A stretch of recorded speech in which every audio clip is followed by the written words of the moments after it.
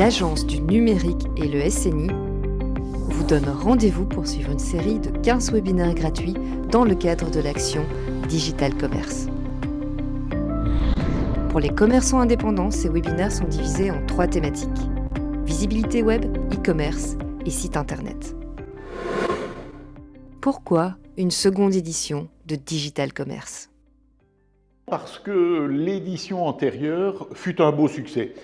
Plus de 2000 commerçants accompagnés, sensibilisés, plus de 1000 sollicitations à travers le module d'e-learning. Je pense qu'il y a une réelle attente et un besoin. Pouvez-vous nous parler du plan Horizon? Le plan Horizon Proximité, c'est une addition à la fois d'une volonté, bien sûr, elle est très ferme, mais aussi d'une série de mesures et du fruit d'une très large concertation visant à soutenir nos commerces de proximité. Une seconde édition de Digital Commerce plutôt particulière. Alors, le programme de Digital Commerce 2021 est évidemment adapté en fonction des conditions sanitaires. Donc, ce sera un programme qui sera basé sur des webinaires, 15 webinaires autour de 3 thématiques: la thématique de l'e-commerce, la thématique de la présence en ligne et la thématique du marketing via le site web. Ce sont vraiment des thématiques au cœur de la digitalisation des commerçants, et ce seront des webinaires qui seront très interactifs et qui permettront ainsi à chaque commerçant en ligne et en parallèle, si je puis dire, de pouvoir mettre en œuvre les recommandations qui sont faites dans le cadre de ces webinaires. Ces webinaires seront également placés dans le temps à des moments opportuns pour que vraiment chaque commerçant puisse se connecter et puisse apprendre à son rythme. Ces webinaires seront en mode replay, si je puis dire, à son rythme, progresser dans la digitalisation de son commerce.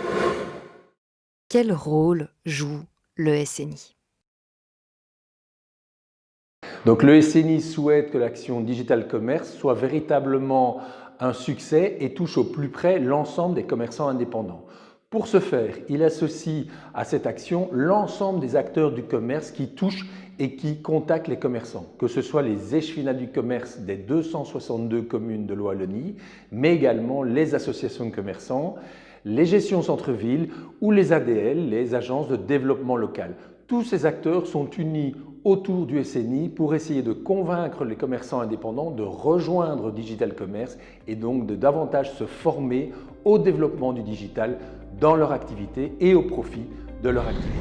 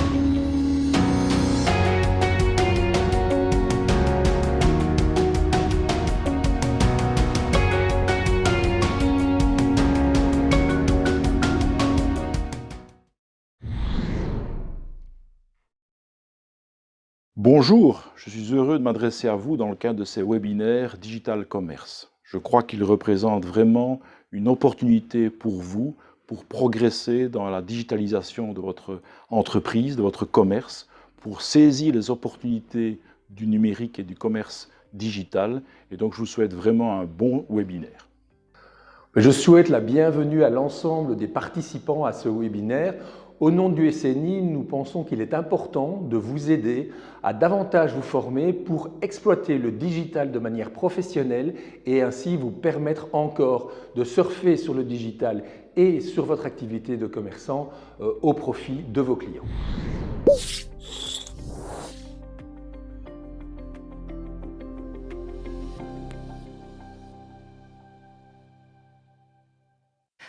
Bonjour, bienvenue dans ce 4e webinaire, le webinaire que vous attendiez tous, le webinaire sur la création de contenu.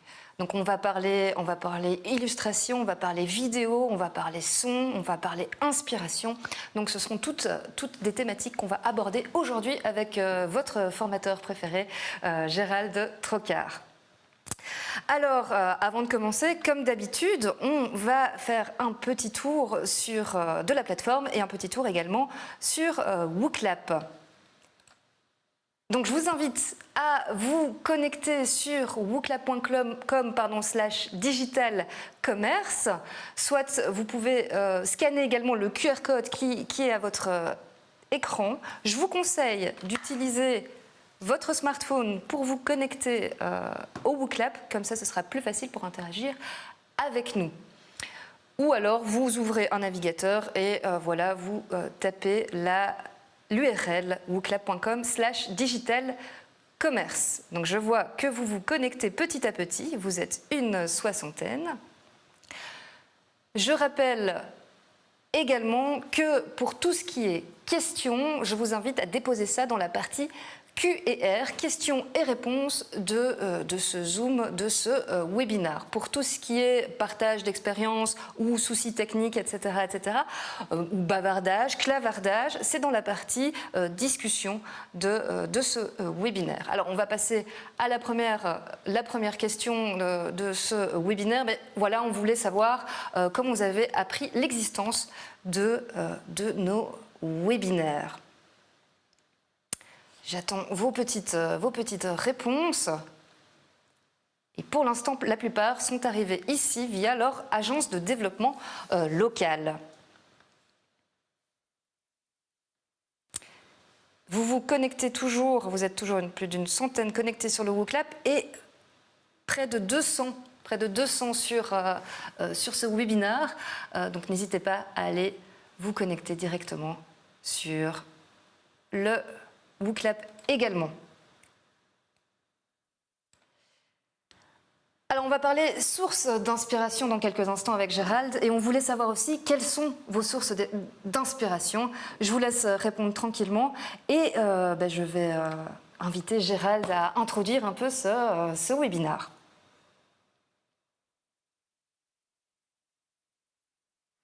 Alors évidemment, quand on parle de contenu, souvent on est confronté au premier problème du contenu, c'est ceci. La feuille blanche, le manque d'inspiration. Alors on vous a concocté un petit menu dans un espace un peu particulier, ici comme vous le voyez, où on va vous faire une petite démonstration en live.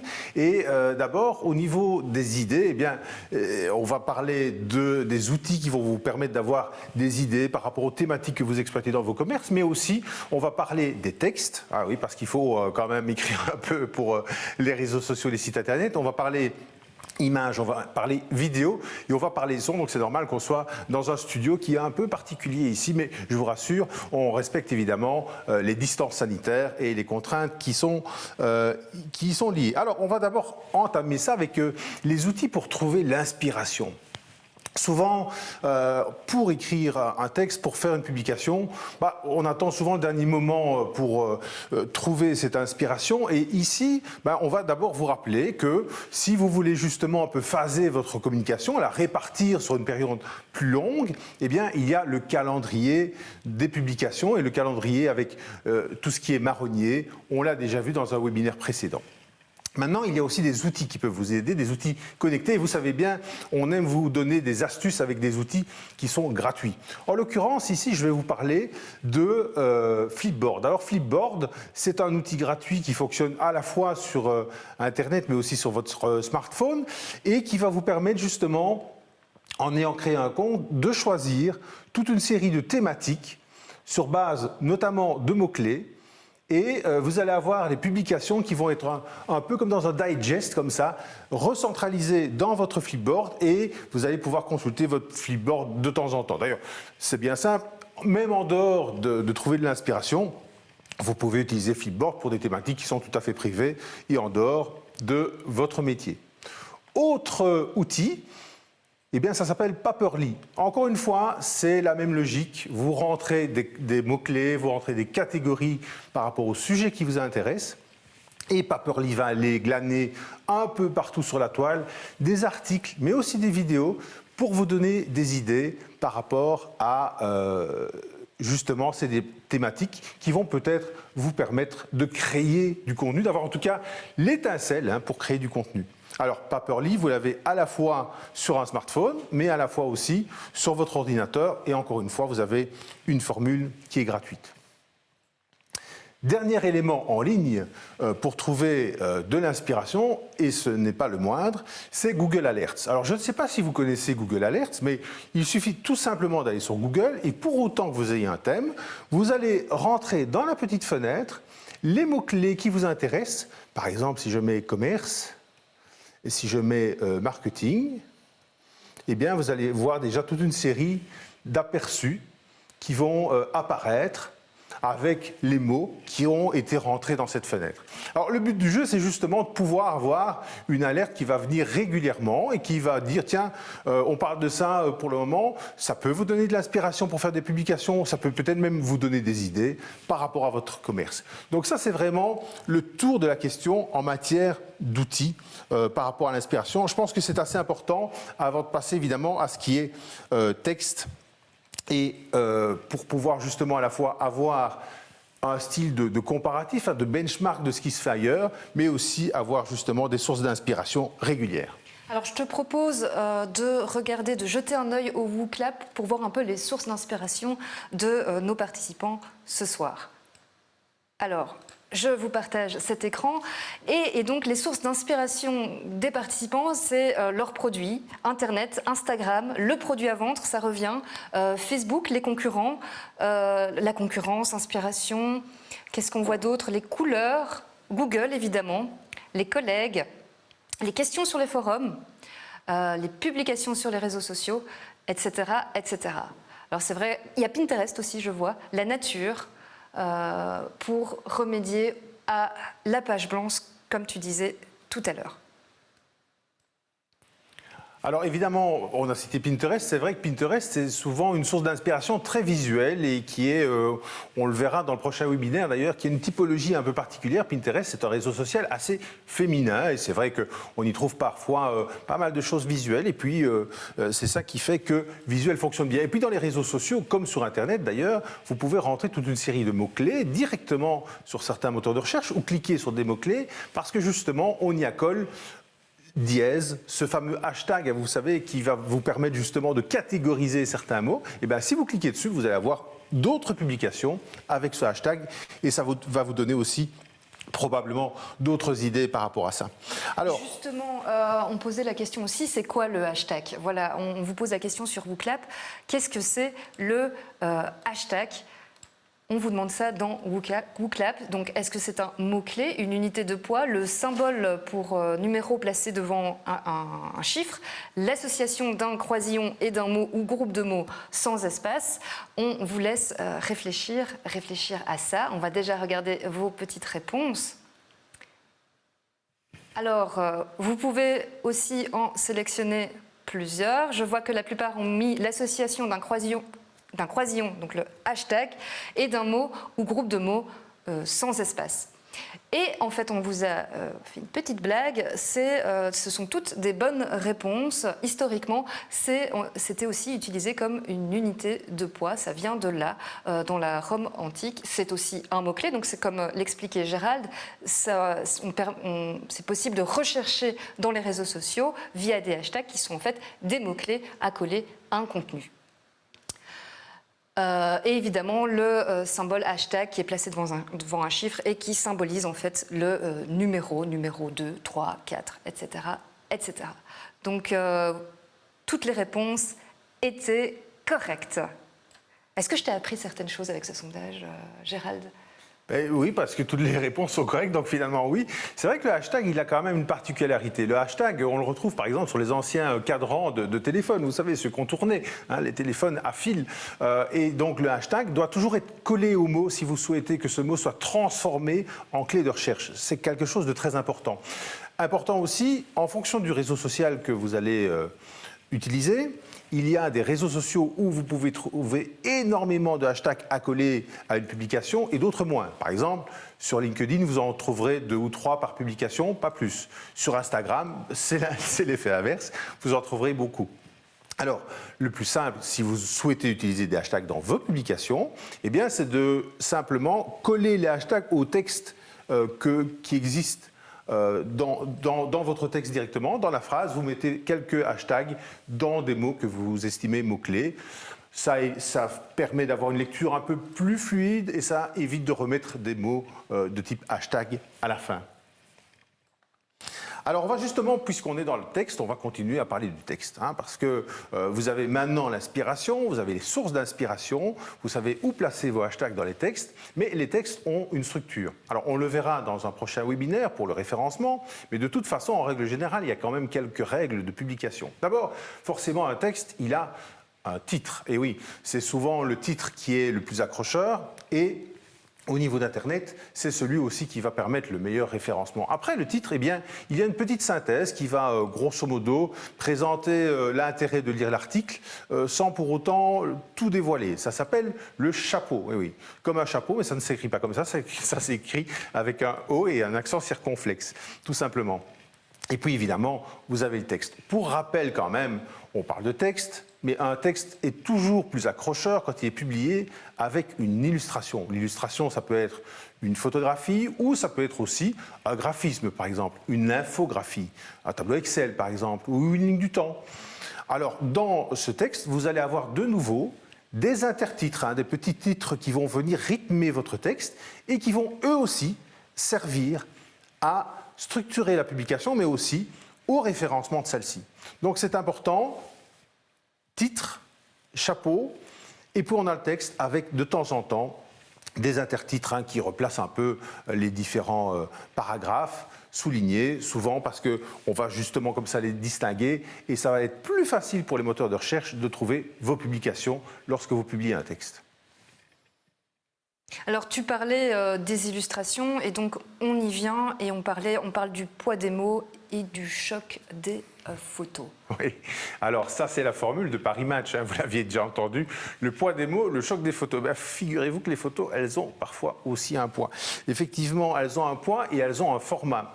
Alors, on va voir ça ensemble, il faut savoir que le poids d'une photo, grosso modo, c'est sa taille. Donc pas sa taille en termes de dimension, sa taille en termes de mémoire. Alors je vous dis ça, ça peut paraître technique, mais c'est important. Il faut savoir par exemple que si vous avez un site internet, plus les photos seront lourdes en termes de mémoire, plus longues elles seront à télécharger et votre site risque d'être plus lent et notamment de baisser au niveau de son référencement puisque la vitesse de chargement est un des éléments qui est pris en compte par les moteurs de recherche. Donc essayez de bien calibrer vos photos. Maintenant le problème, c'est que les photos, les bandeaux, les photos de profil, eh bien par rapport à chaque type de réseaux sociaux, on a en règle générale des catégories, des poids et des formules différentes. On verra en fin de ce webinaire tout à l'heure dans la deuxième partie quelques outils qui sont déjà avec des formats comme ça préformatés et qui vous faciliteront la vie quand vous ferez des publications. Cela étant, on vous mettra aussi en lien de ce webinaire une fiche avec différents formats, que ce soit pour YouTube, pour Facebook, etc., qui vous permettront justement de respecter ces éléments. Et puis, alors je vous rappelle aussi une petite astuce qu'on a vue dans un webinaire précédent, c'est si vous n'avez pas les outils pour reformater vos images, vous pouvez toujours utiliser Google Slides en redimensionnant les diapositives et ça vous permettra justement d'aller de l'avant et d'avoir les bons formats. Alors, sur le WooClap, on vous parle aussi format, et là, on vous demande de relier les formats au format du réseau social correspondant. Petit jeu sur WooClap, mais ne vous inquiétez pas, comme le disait Gérald, vous aurez un beau petit document avec toutes les infos nécessaires des différents formats selon le réseau social. Alors, n'hésitez pas à répondre. Je vois que vous répondez. Je vais vous partager aussi le WooClap. Et donc, effectivement, Gérald, pour chaque réseau social, ce sera un format un peu différent, mais on retrouve facilement ces différents formats sur Exactement. Sur D'ailleurs, je vais vous montrer ici un format tout à fait particulier. C'est Instagram qui a fait son propre système vidéo et qui s'appelle IGTV, et c'est un format qui est évidemment tout à fait développé par rapport au portable. C'est un format vertical, hein, donc comme quoi avant on avait toujours des vidéos qui étaient à l'horizontale, et même chez Instagram, qui en règle générale a fait des publications carrées, eh bien les vidéos sont aujourd'hui verticales. Donc justement pour adapter au format, au support, hein, qui est le plus utilisé par Instagram. Donc c'est IGTV. Alors l'astuce concernant IGTV, si vous utilisez les vidéos, c'est que les vidéos peuvent être plus longues et qu'un extrait est publié sur Instagram. Donc ça vous permet justement de générer pas mal d'audience sur ce réseau qui est quand même très spécifique. Alors, donc il y a des formats particuliers pour les photos, il y a des formats particuliers pour les vidéos, on le verra tout à l'heure. Maintenant, ce qui est très très important dans l'usage de vos photos, ce sont les droits. Alors, il y a des photos gratuites et des photos libres de droit. Ça peut paraître un détail, mais sachez que ça ne l'est pas. Il faut quand même pouvoir se méfier par rapport à la législation sur les droits d'auteur. Alors, une photographie gratuite, c'est quoi ? Une photographie gratuite, c'est quelque chose que vous allez charger gratuitement sur un site. Et d'ailleurs, on vous dit que vous pouvez la télécharger gratuitement. Ce n'est pas pour ça qu'elle est libre de droit. En fonction de l'usage que vous allez en faire, on peut très bien vous demander de payer des droits d'utilisation. Alors, vous avez à la fois des images qui sont gratuites et libres de droit, mais vous avez des images qui sont gratuites, mais qui ne sont pas libres de droit, tout comme vous avez aussi des images payantes et qui ne sont pas libres de droit. D'accord ? Donc ça, c'est vraiment quelque chose qu'il faut avoir en tête tout de suite. Je vous parle de ça pourquoi ? Parce que, évidemment, comme vous le savez, on aime vous donner des astuces et des trucs un peu gratuits et des ressources pour pouvoir utiliser ces différentes images. Alors, vous avez sûrement l'habitude d'aller sur Google pour aller télécharger des images. Donc là, je vous invite franchement à vérifier quand vous êtes au-dessus. D'ailleurs, je vais vous le montrer tout de suite sur la barre du dessus dans Google. Quand vous faites une recherche, par exemple, je vais faire une recherche ici sur le commerce. Voilà, hop. Si je vais dans Images. Je partage l'écran. Je partage le slide. Eh bien, vous voyez, vous avez les outils et vous avez droit d'usage. Vous voyez ? Donc ça, c'est quand même très, très important. Faites attention que vous allez chercher des images. Ce n'est pas parce que c'est sur Google que c'est gratuit et que c'est libre de droit. Donc ça, c'est quelque chose quand même qui est tout à fait fondamental. Maintenant, on est là pour vous aider. Donc, qu'est-ce qu'on fait ? On a trouvé, évidemment, 2 banques d'images. Ici, on vous en présente 2. Il y en a d'autres, évidemment. 2 banques d'images qui vont vous permettre d'avoir des photographies de qualité pour illustrer vos publications. Alors, en l'occurrence, ce sont à la fois des banques d'images, mais aussi parfois de vidéos. La coutume, le bon usage veut quand même qu'on cite en règle générale le créateur. Vous mettez une petite légende au-dessus de la photo. C'est de bon usage. Alors, la première banque d'images ici, où vous pouvez effectivement télécharger des images gratuites et libres de droit, c'est Unsplash. Alors, n'ayez pas trop crainte du mot anglais, hein. Il y a toute une série de mots-clés qui peuvent être recherchés très facilement par la fenêtre de recherche. Autre banque d'images, c'est Pexels, un peu comme Pixels, mais avec un E à la place du I. Alors là, effectivement, vous pouvez aussi aller télécharger soit des photographies, soit des vidéos avec une thématique. Voilà, ici je rentre marketing et j'ai toute une série de petites vidéos qui me sont proposées. Voilà, avec notamment un monsieur qui fait aussi, lui, de son côté, une formation en présentiel. Donc vous voyez, ce sont aussi des vidéos que vous pouvez utiliser si vous avez des petites publications. Ça rend toujours les choses un peu plus vivantes. C'est un outil gratuit, vous pouvez aller l'utiliser. Soyez juste bien attentifs à ce qu'on vous a dit tout à l'heure. Ne prenez pas des images trop grosses qui vont peut-être ralentir votre site inutilement. Et aussi, veillez bien à respecter la partie droit d'auteur de ces images et de ces vidéos. Alors aussi, on va vous montrer un petit slide justement concernant les droits. Il y a un petit tableau comme ça parce que tout ce qui est Internet a forcément généré de nouveaux usages des images. Et donc, il y a une classification qui a été mise en place qui permet justement de voir qu'est-ce qu'on peut, qu'est-ce qu'on ne peut pas faire avec les images. Pourquoi ? Parce qu'aujourd'hui, c'est tellement simple d'aller chercher une image sur un site et puis de la rediffuser, que les choses ont été un peu recadenassées grâce à un petit tableau, justement avec les différentes licences où on a les attributions, les possibilités de partage, les usages commerciaux ou non. Je ne sais pas si c'est partagé. Oui. C'est partagé, oui, Voilà. tout à fait. C'est suivi. Donc c'est vraiment quelque chose de très important. Les images, les droits, le poids. Faites vos choix. Je pense que vous avez suffisamment de ressources en ligne, mais soyez vraiment très attentifs à ça. Alors, petite question par rapport à ça de Virginie, qui demande quelle est la taille idéale finalement des photos.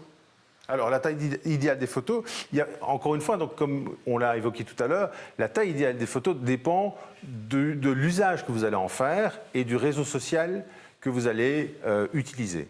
Imaginons par exemple que vous décidiez de faire un grand panneau imprimé, et bien là il vous faudra quelque chose de très haute résolution. Par contre, si c'est une communication qui va essentiellement être lue sur un smartphone ou sur une tablette, là forcément la résolution va diminuer. Donc déjà entre l'impression et ce qui est affichage écran, on a des résolutions différentes. Vous avez alors, après, comme vous le savez, des tailles différentes. Sur Instagram, les publications sont carrées. Les stories sont rectangulaires à la verticale. Sur YouTube, eh bien, les vignettes de YouTube, elles sont à l'horizontale. Donc, la taille et la résolution de la photo dépend vraiment de l'usage que vous allez en faire, du vecteur que vous allez utiliser et du réseau social que vous allez choisir pour la diffuser. Alors, petite astuce aussi, vous êtes en règle générale assez frustré parce que vous utilisez forcément Instagram pour communiquer. Et Instagram, forcément, avec ses filtres, etc., a rendu la réalisation d'images assez facile, même pour celle ou celui qui n'est pas forcément photographe, qui n'a pas forcément suivi des cours. Hein. On peut se débrouiller très très bien avec Instagram. Le problème, c'est qu'une fois sur Instagram, vous avez une très belle photo, et puis vous n'arrivez pas à la réutiliser. Eh bien, il y a une petite astuce, il y a Riposte, voilà, qui existe. Encore une fois, c'est un logiciel qui est gratuit, que vous pouvez trouver sur smartphone et sur iOS. Alors, c'est assez simple d'utilisation. En fait, vous allez sur Instagram, comme je vais le faire ici devant vous. Hop, voilà. Je vais aller chercher, tiens, la publication Digital Wallonia. Tiens, la première publication Digital Wallonia, c'est justement nos webinaires. OK. Je vais la copier. Donc, je copie le lien. Voilà. Je vais ensuite charger le petit programme Riposte. Et j'ai Digital Wallonia, publication qui est sur ma tablette, que je vais pouvoir sauvegarder et, par exemple, insérer sur un site internet ou dans un blog ou dans une publication. Donc voilà, ça c'est un petit outil gratuit qui va vous permettre d'aller chercher les photos Instagram qui vous intéressent pour pouvoir les republier. Attention, en règle générale, essayez de faire ça avec votre compte personnel. Encore une fois, si vous allez chercher des photos sur le compte de quelqu'un d'autre, bah, vous allez de nouveau un peu vous heurter à ce qu'on a évoqué tout à l'heure avec les droits d'auteur. Alors, tu voulais aussi parler d'autres types de vidéos photos, des vidéos, tout ce qui était 360. Comment ça fonctionne, ça ? Exactement. Alors, les photos 360, elles ont un double intérêt. D'abord, elles rendent un peu plus vivant, un peu plus immersive l'expérience de l'utilisateur qui va justement voir ce type de photos. Je vais vous montrer un exemple, mais d'abord, comme on est justement dans un espace un peu particulier, je vais vous montrer avec quel type d'appareil c'est fait. Alors, vous voyez ici, vous avez un appareil un peu particulier. Hein. C'est un appareil, bon, on ne citera pas la marque, mais parce qu'il y a plusieurs marques qui font ce type d'appareil. Vous voyez, il y a deux lentilles, il y a deux objectifs, et donc ça permet justement de prendre une photo à 360 degrés. L'usage des photos à 360 degrés est évidemment un peu particulier. Un concessionnaire automobile, par exemple, qui veut montrer l'intérieur d'une voiture, mais aussi un agent immobilier. Vous savez que pour le moment, on a vécu une période où les visites des biens immobiliers étaient un peu restreintes à cause des normes sanitaires. Eh bien, on peut très bien faire un circuit de pièce en pièce avec ce genre d'outils à 360 degrés. Ce que je vais vous montrer maintenant, par exemple, eh bien, c'est un magasin, voilà, avec cette vision à 360 degrés qui permet finalement de faire une visite même sans y être. Alors les photos à 360 degrés, on peut notamment les retrouver sur Google My Business, mais ça permet justement de rendre un peu immersive une photo. C'est quelque chose d'un peu particulier. Et partager sur un réseau social, ça fait toujours un tout petit peu le buzz. Hein, et donc, c'est pas mal de pouvoir le faire. Je vais vous montrer un autre exemple. Ici, en l'occurrence, un balcon. Voilà, un balcon d'un restaurant. On est à Liège. Et donc, ça permet justement de voir dans quel cadre on pourrait profiter du balcon. Donc voilà, ce sont des petites applications un peu pratiques. Si vous avez l'usage régulier de ce type de photographie, le produit que je vous ai montré tout à l'heure n'est pas très très coûteux. Maintenant, certaines agences vont pouvoir vous faire une fois une photo 360 degrés de votre showroom par exemple, et vous pourrez effectivement donner une expérience un peu plus immersive dès le départ à travers ce type de photographie. Est-ce qu'il y a des questions par rapport aux 360 degrés, Pauline? Par rapport aux 360 degrés, non, pas pour le moment. N'oubliez pas que vous allez retrouver aussi toutes les infos données ici aujourd'hui, parce que vous avez pas mal de questions sur les outils qu'on a mentionnés au début du webinaire. Vous recevez les slides, vous aurez le replay. Donc voilà, petit rappel. Vous recevez aussi, à un moment, on a affiché les différentes options, Creative Commons, etc., ce qui est libre ou non, ce qu'on peut utiliser, etc., etc. Tout ça, vous le retrouvez évidemment dans les slides, donc pas d'inquiétude. Je vois quelques questions par rapport à ça, et voilà, vous aurez tout après chez vous, dans votre canapé. Vous pourrez regarder à votre aise ces différentes slides. Alors, il y a une question par rapport au 360 de Dominique et Sabine. Comment s'appelle l'appareil pour réaliser les 360? Alors, je ne sais pas si on peut donner des marques. Il y en a plusieurs. Gérald, je laisse ça sur ton dos. En l'occurrence, ici, en plus, c'est un matériel d'occasion. Hein. Vous pouvez peut-être en trouver aussi sur Facebook Market ou autre. Hein.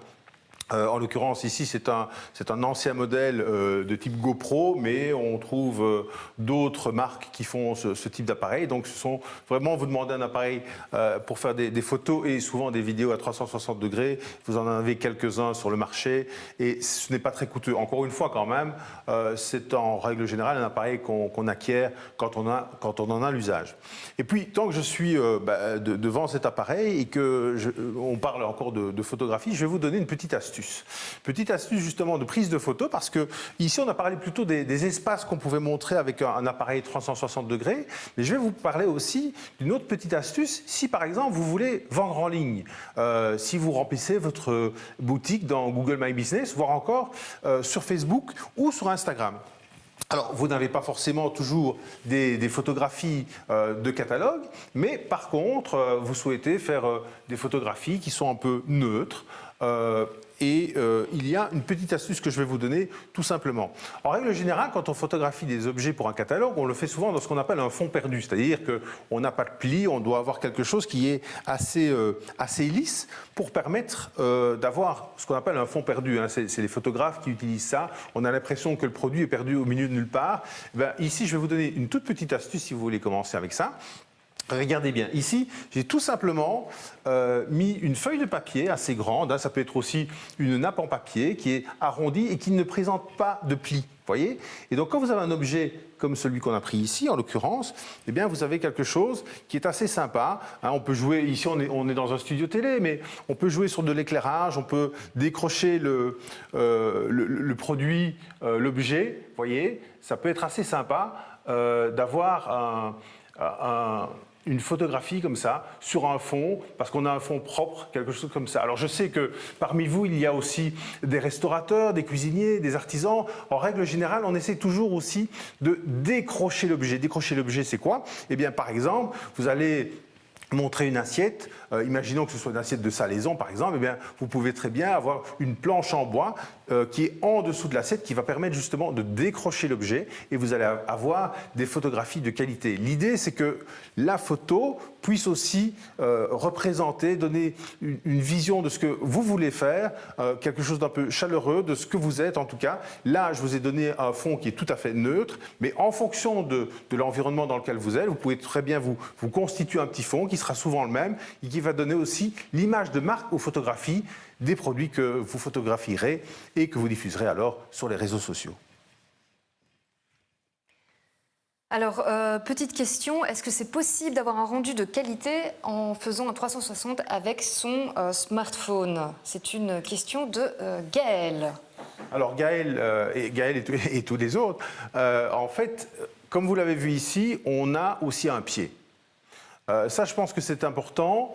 Pour les photos comme pour les vidéos. Une photo à 360 degrés, par définition, autant qu'elle soit le plus stable possible. N'oubliez pas que dans le champ d'un 360 degrés, on peut aussi avoir des choses qui bougent. En l'occurrence, ici, dans les deux exemples, je n'avais pas de voiture, je n'avais pas de véhicule à proximité, mais imaginez que vous bougiez un peu et que en même temps, vous avez un véhicule, par exemple, qui passe dans le champ, vous allez vraiment avoir pas mal de problèmes sur une même photographie, alors que c'est quelque chose qui doit être quand même assez confortable. Et puis, j'ajouterais aussi qu'il y a toute une série d'outils, de pieds qui sont quand même peu coûteux et qui permettent, par exemple, voilà, j'en ai pris un ici aujourd'hui, qui permettent d'accrocher, par exemple, votre smartphone pour lui donner une certaine stabilité. Celui-ci, d'ailleurs, il a une particularité.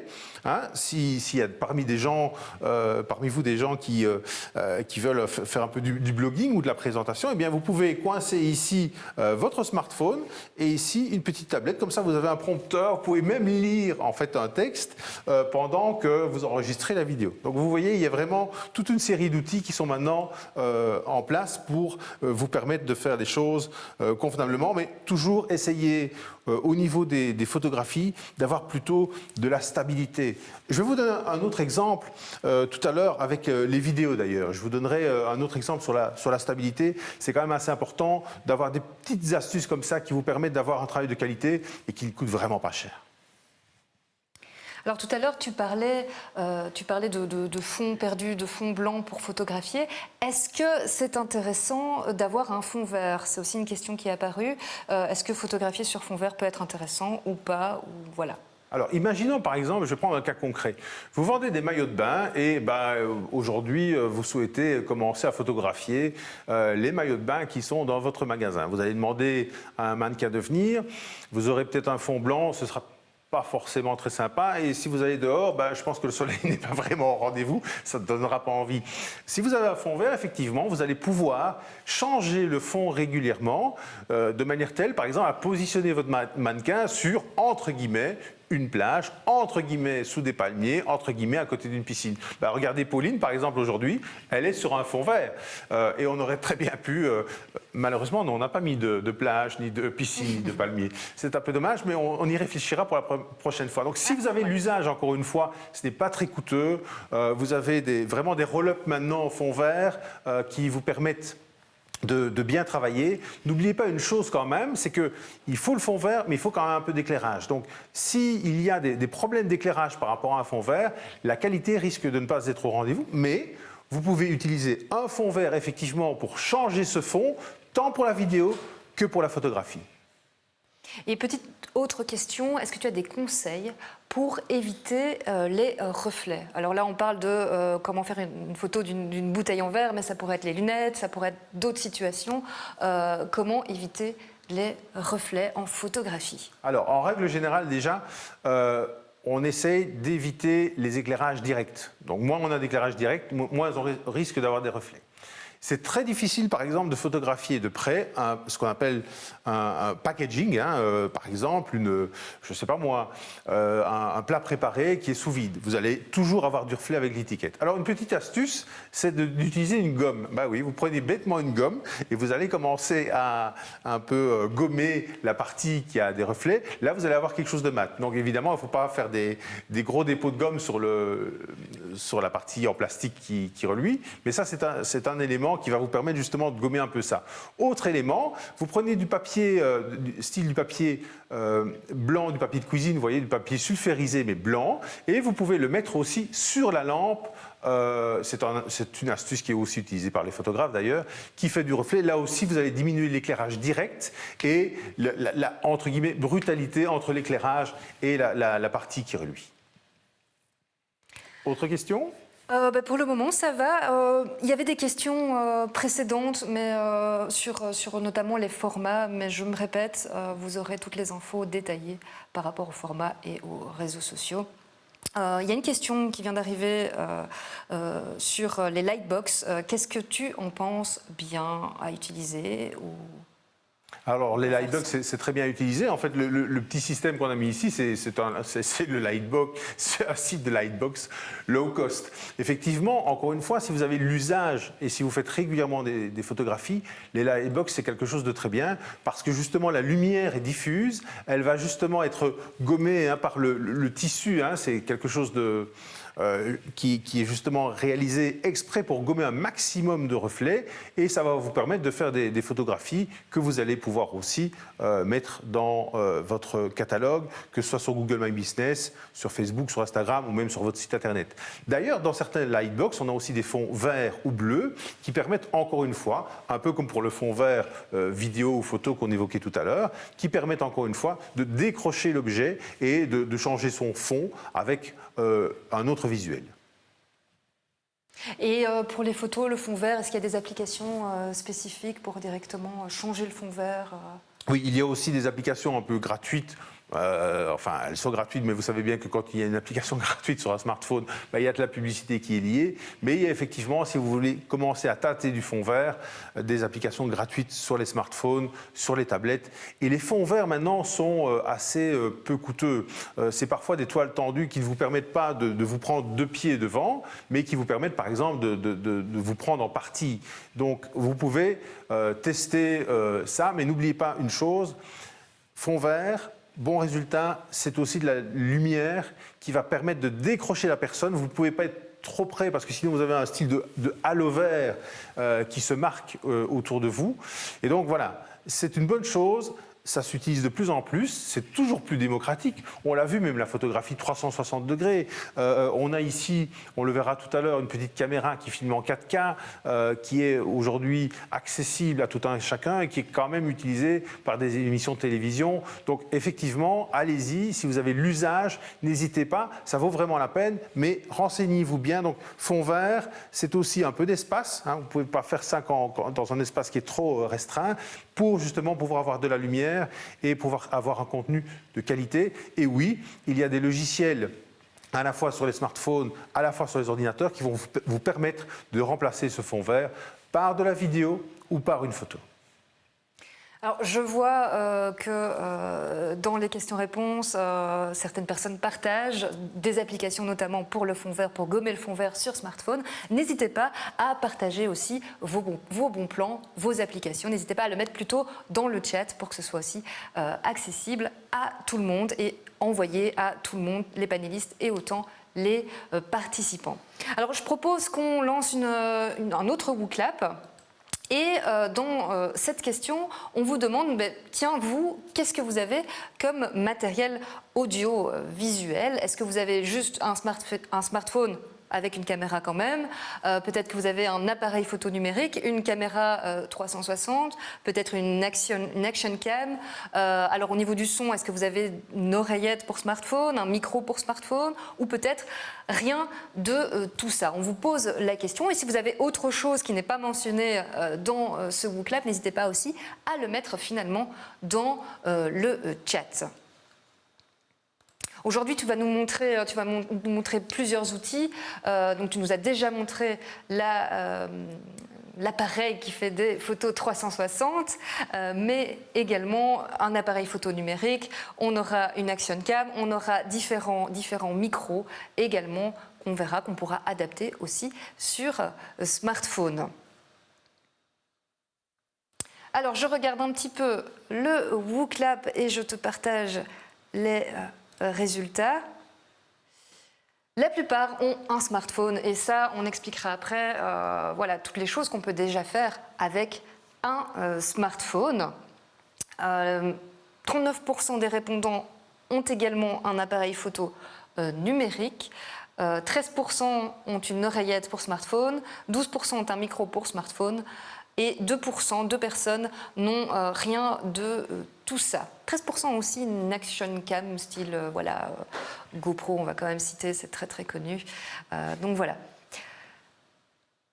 Alors on vous tease un petit peu la suite du webinaire. Qu'est-ce qu'on va voir juste après? On va parler évidemment vidéo.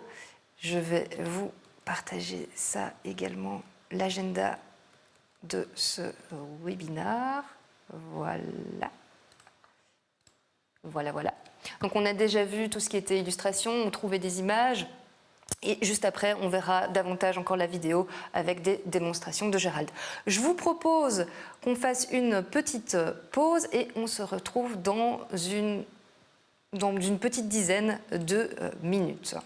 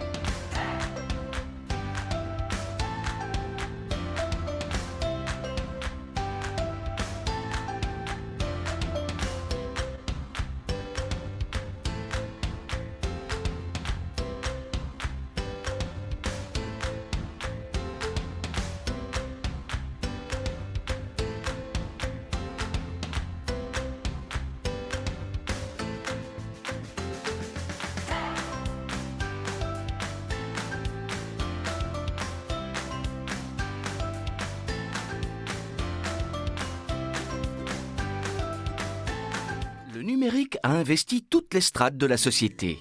L'industrie, la santé, l'éducation, le commerce. Il est indispensable pour chaque entrepreneur de transformer sa manière de produire et de vendre en tirant le maximum des technologies disponibles. Christine, gérante de plusieurs boutiques de produits locaux, se demande comment exploiter ces technologies pour développer son affaire. Mais c'est bien compliqué. Par où commencer? Le site web? La logistique? Former son personnel? Faire le point tout d'abord. Digital Wallonia propose à tous les entrepreneurs de calculer en moins d'1 heure le Digiscore de leur entreprise et d'identifier les ressources à mobiliser pour progresser de façon assurée dans l'économie numérique.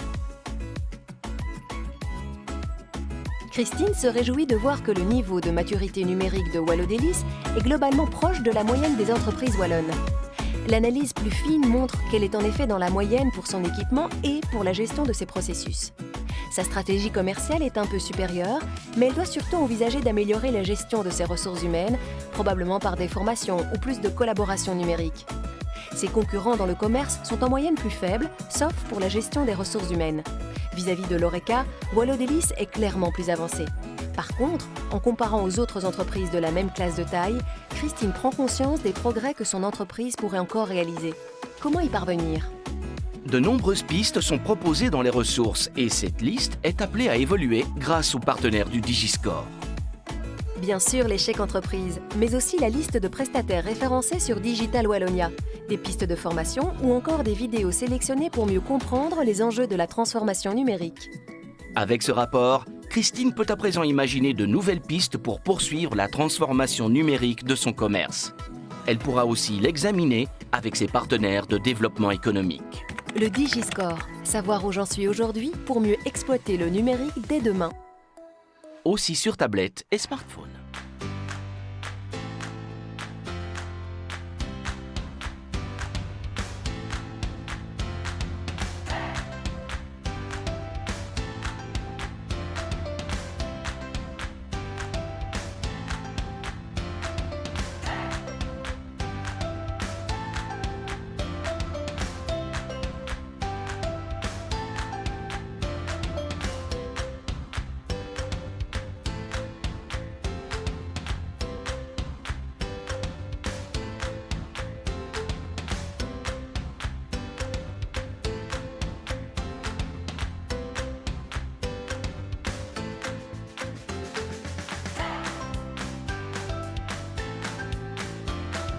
Le numérique a investi toutes les strates de la société.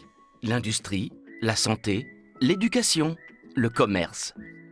Il est indispensable pour chaque entrepreneur de transformer sa manière de produire et de vendre en tirant le maximum des technologies disponibles. Christine, gérante de plusieurs boutiques de produits locaux, se demande comment exploiter ces technologies pour développer son affaire. Mais c'est bien compliqué. Par où commencer? Le site web? La logistique? Former son personnel? Faire le point tout d'abord. Digital Wallonia propose à tous les entrepreneurs de calculer en moins d'1 heure le Digiscore de leur entreprise et d'identifier les ressources à mobiliser pour progresser de façon assurée dans l'économie numérique. Christine se réjouit de voir que le niveau de maturité numérique de Wallodelis est globalement proche de la moyenne des entreprises wallonnes. L'analyse plus fine montre qu'elle est en effet dans la moyenne pour son équipement et pour la gestion de ses processus. Sa stratégie commerciale est un peu supérieure, mais elle doit surtout envisager d'améliorer la gestion de ses ressources humaines, probablement par des formations ou plus de collaboration numérique. Ses concurrents dans le commerce sont en moyenne plus faibles, sauf pour la gestion des ressources humaines. Vis-à-vis de l'Horeca, Wallodelis est clairement plus avancé. Par contre, en comparant aux autres entreprises de la même classe de taille, Christine prend conscience des progrès que son entreprise pourrait encore réaliser. Comment y parvenir ? De nombreuses pistes sont proposées dans les ressources et cette liste est appelée à évoluer grâce aux partenaires du Digiscore. Bien sûr, les chèques entreprises, mais aussi la liste de prestataires référencés sur Digital Wallonia, des pistes de formation ou encore des vidéos sélectionnées pour mieux comprendre les enjeux de la transformation numérique. Avec ce rapport, Christine peut à présent imaginer de nouvelles pistes pour poursuivre la transformation numérique de son commerce. Elle pourra aussi l'examiner avec ses partenaires de développement économique. Le Digiscore, savoir où j'en suis aujourd'hui pour mieux exploiter le numérique dès demain. Aussi sur tablette et smartphone.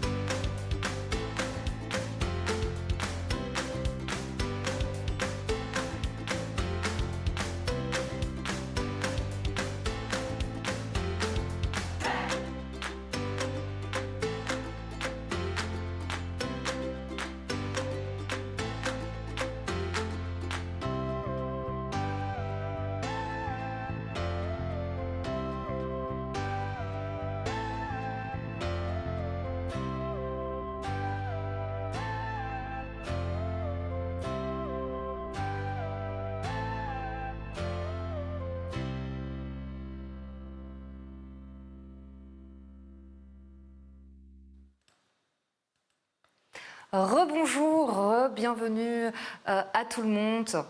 On est dans le webinaire création de contenu avec Gérald et moi-même. Alors, dans les outils que vous utilisez aussi, j'ai pu lire dans le chat pendant la pause que vous aviez aussi des lumières sur trépied. N'oubliez pas, vous pouvez tester différentes inclinaisons. Il y a eu la question, tiens, comment éviter les reflets sur les lunettes en vidéo ? On en discutait justement, il suffit parfois de juste modifier la lumière, l'emplacement de la lumière, pardon.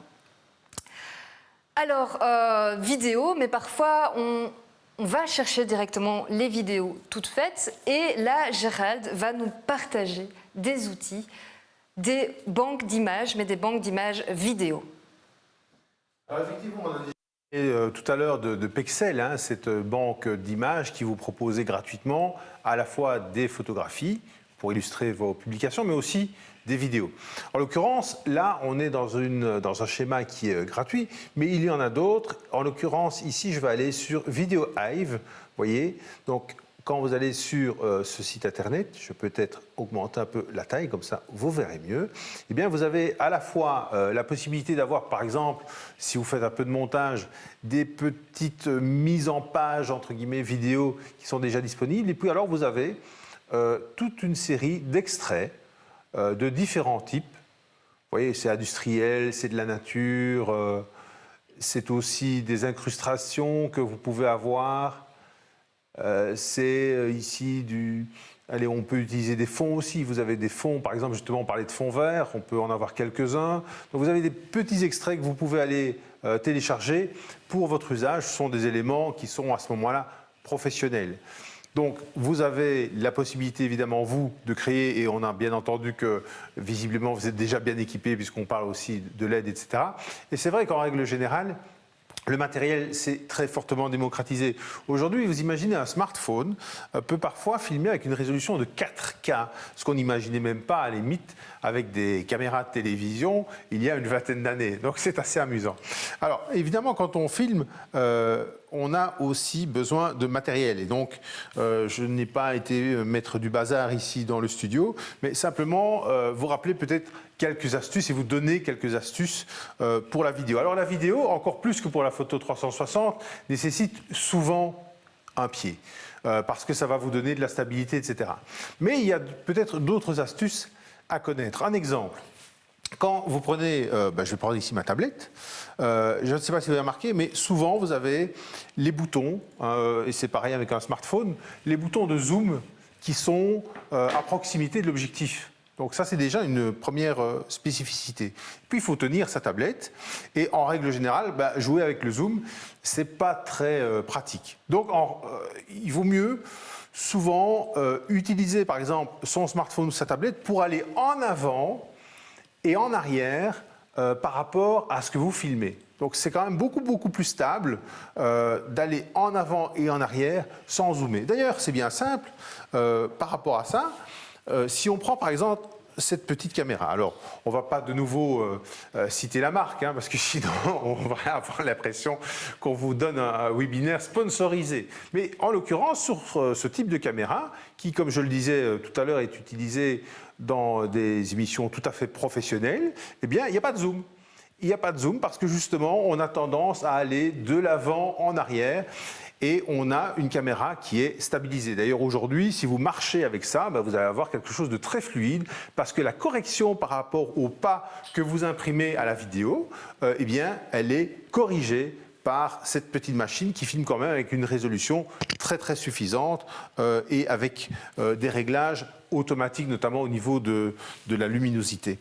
Donc ça, c'est vraiment important. Alors, au niveau aussi de la vidéo, on n'y pense pas, mais quelque chose de très important par rapport à la vidéo, c'est le son. Ah oui, ça peut paraître paradoxal, mais la plupart des personnes qui filment avec un smartphone, avec des petits outils comme celui-là, font souvent l'erreur de penser que, eh bien, c'est le support qui va filmer qui va prendre le son de façon correcte. En fait, il faut toujours penser à quelque chose. Le son n'est jamais aussi bon qu'à la source.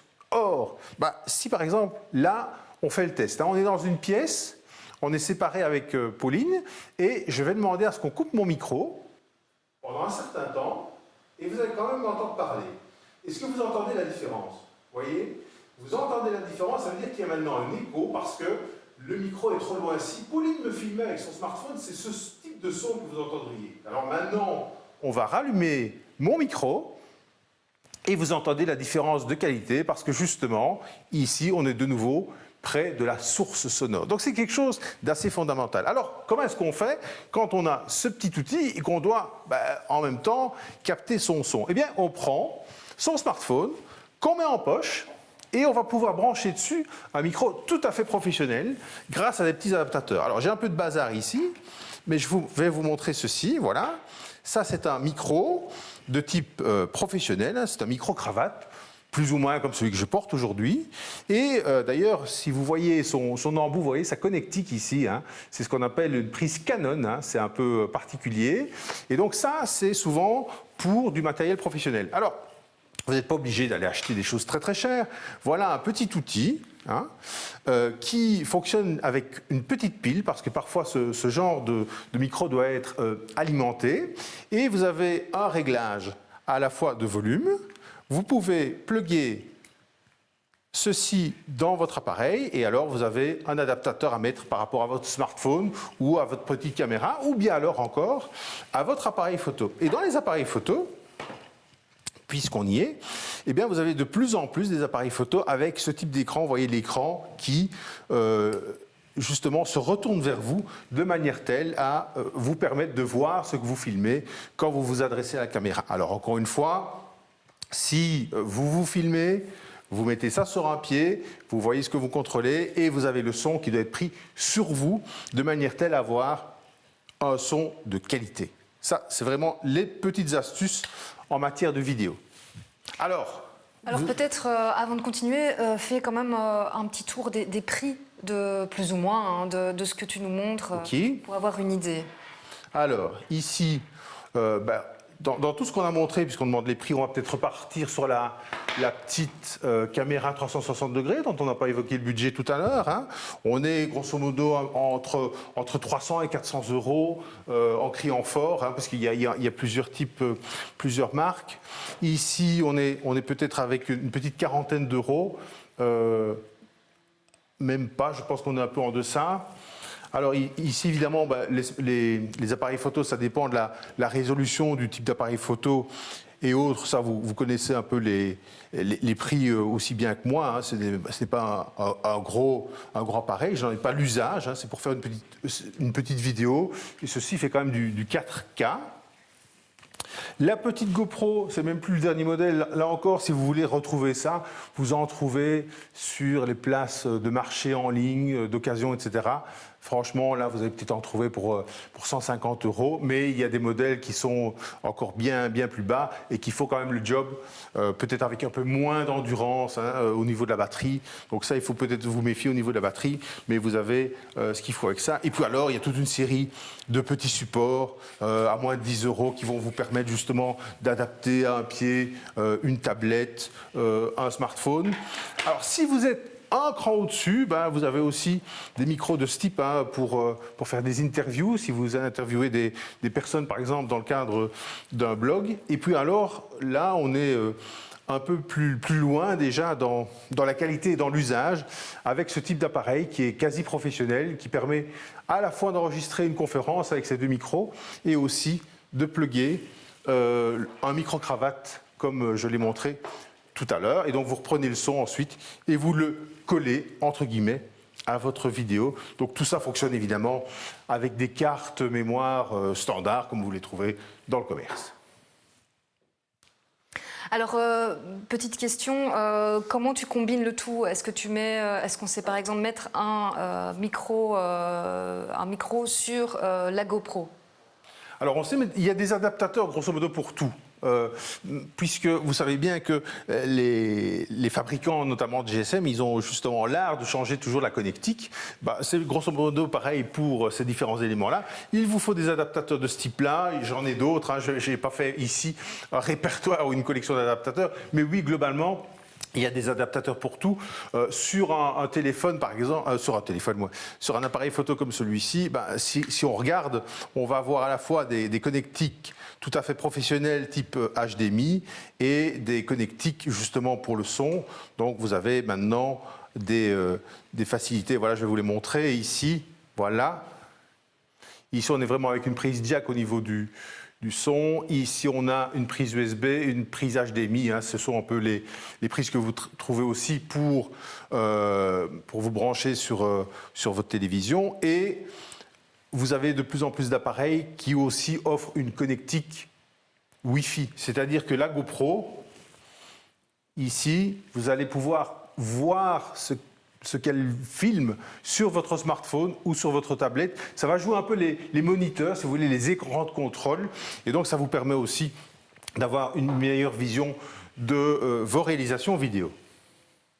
Alors, tu parles de vidéo, mais est-ce qu'il est encore possible de mettre une couverture vidéo sur une page professionnelle Facebook?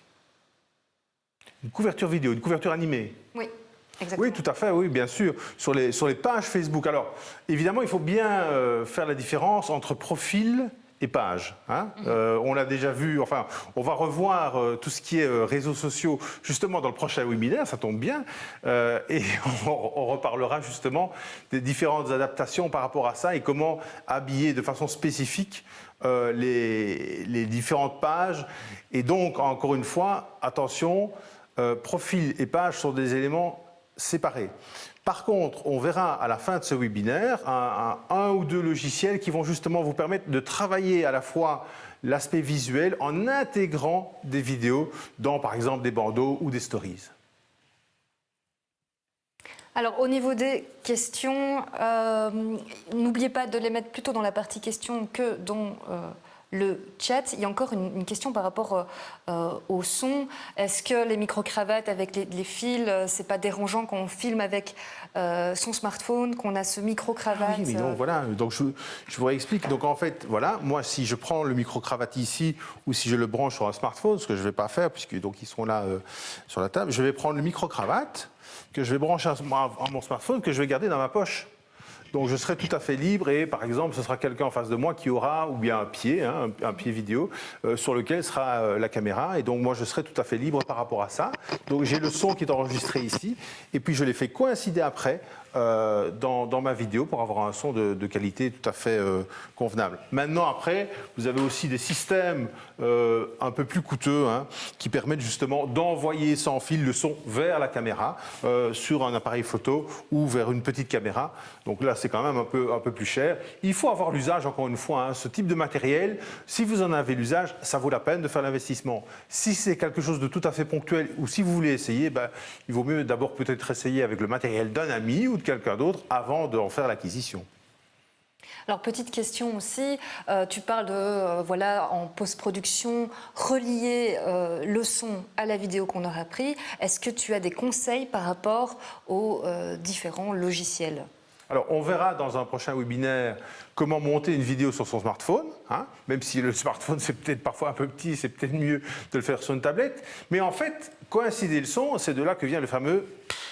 Là, c'est le technicien qui ne va pas être content. C'est de là que vient le fameux clap, en fait. Quand vous faites un clap au cinéma, c'est pas pour le fun, c'est pas pour le folklore. C'est parce qu'à ce moment-là, dans la ligne du temps de votre son, vous allez avoir un pic. Et le pic va vous permettre de synchroniser le clap qu'on va voir dans les mains et le pic du son. Et c'est comme ça qu'on synchronise le son qui est pris séparément de la vidéo. Et puis, après, je vais quand même préciser aussi, il y a des gens qui n'aiment pas parler à une caméra. Et donc là, je vais aussi vous donner une astuce. Vous avez probablement envie peut-être de faire une vidéo pour expliquer ce que vous faites dans votre magasin, dans votre commerce, mais vous n'aimez pas parler à la caméra. Tout le monde n'aime pas faire ça. Parfois, on s'embrouille, on s'en mêle un peu les pinceaux et on a la langue qui fourche, comme on dit. Hein, on se prend les pieds dans le tapis. Eh bien, c'est assez simple. Faites votre vidéo et enregistrez votre voix en off. C'est-à-dire que vous allez faire le commentaire de ce qu'on va voir en vidéo. Et vous ne le faites pas face à la caméra, vous faites tout simplement votre enregistrement bien à l'aise et vous collez effectivement ce commentaire à la caméra, ce qui va vous permettre de faire votre vidéo de présentation sans pour autant être, vous, entre guillemets, à l'écran. Et du coup, est-ce que tu as des conseils peut-être pour la voix et voilà, j'ai vu des gens dire « Ah, j'ai une voix trop grave pour parler à la caméra ». Est-ce que tu aurais des conseils par rapport à ça? Alors, en règle générale, je vais vous dire, on n'aime jamais sa voix, sauf quand on est animateur de radio. Voilà, si vous n'êtes pas animateur de radio, allez-y quand même. Et puis, faites votre vidéo et demandez à des amis. Mais en règle générale, on n'aime jamais sa voix. Franchement, moi quand je m'entends, je ne m'aime pas non plus. Donc je pense qu'on doit être un grand maximum à ne pas aimer notre voix quand on l'entend. Donc franchement, soyez vraiment décomplexés par rapport à ça. Maintenant, il est vrai aussi que sur les réseaux sociaux, parce qu'on n'active pas toujours le son, on a de plus en plus des vidéos avec des sous-titres. Donc là, ce que vous pouvez faire, c'est avoir une musique d'ambiance et... avoir le sous-titre qui vient en lieu et place de votre commentaire. Mais vous savez, quand vous vendez votre commerce, c'est aussi un peu de votre ADN hein, qui passe. Donc, c'est quand même pas mal de pouvoir s'impliquer aussi dans une vidéo, même si on ne vous voit pas.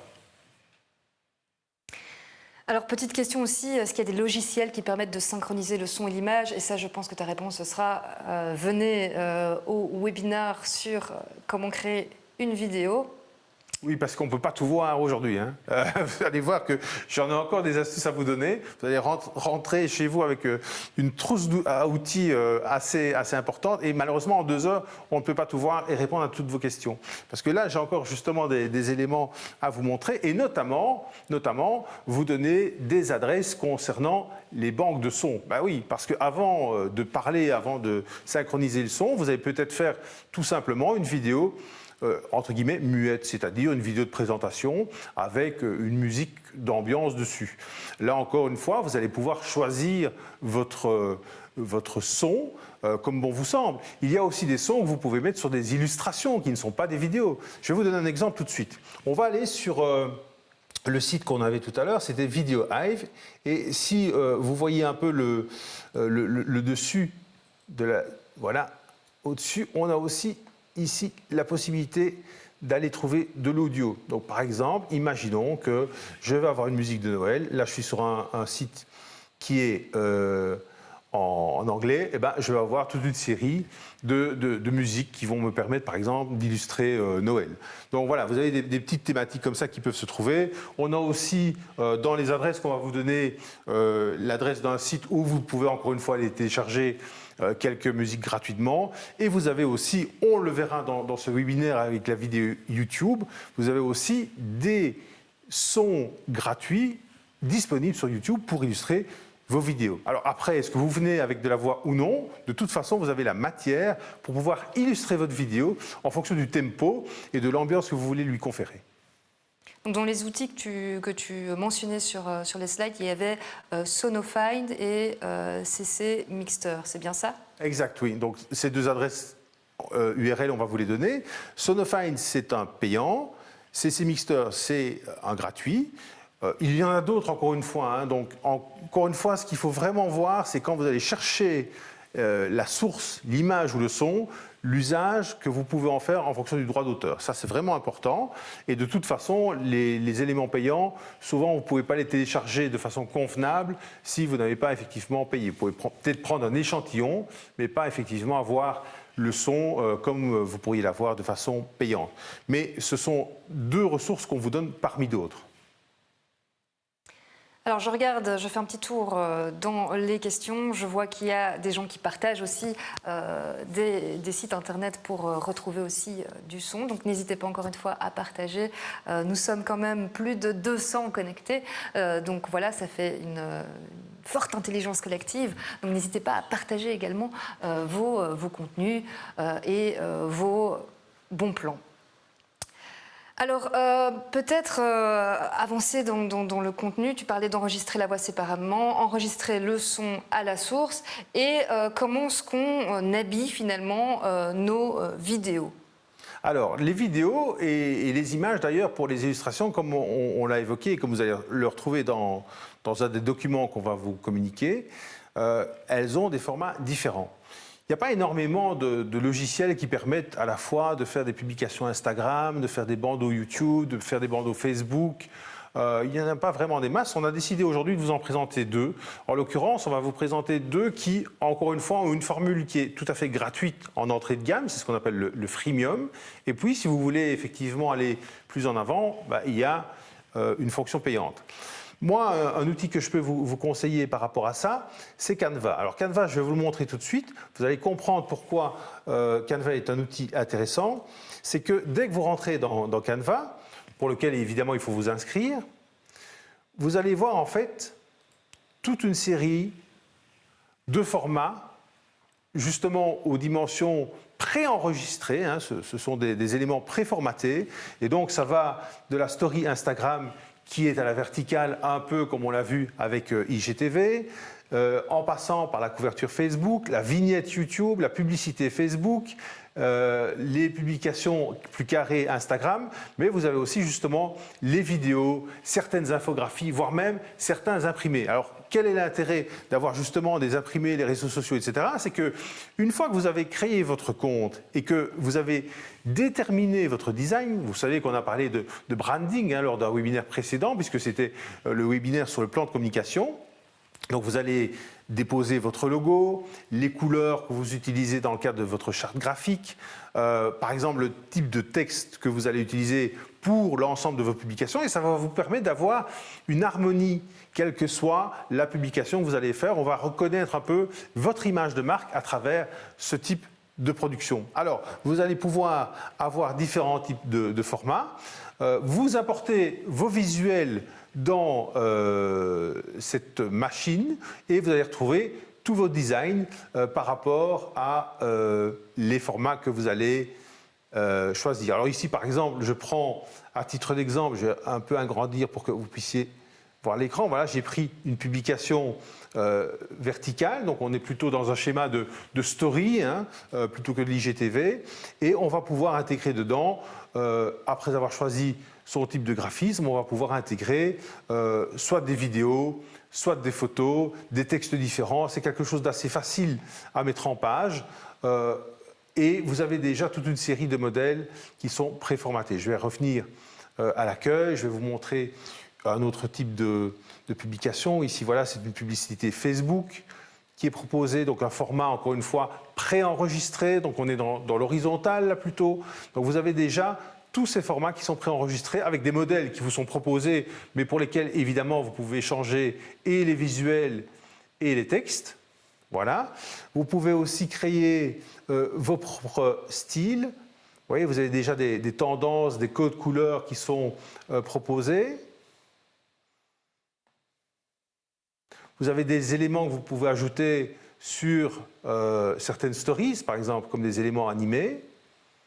Et vous pouvez importer toute une série de photographies ou de vidéos dans cette machine qui va vous permettre de recomposer après publication par publication. Alors quand vous avez enregistré votre publication, imaginons que celle-là, ce soit une publication que j'ai créée et que je souhaite redimensionner, eh bien c'est facile. Là c'était, vous vous en souvenez, un bandeau ou une publicité Facebook, donc c'était horizontal. Je vais choisir ici publication Instagram. Voilà, je fais copier et redimensionner.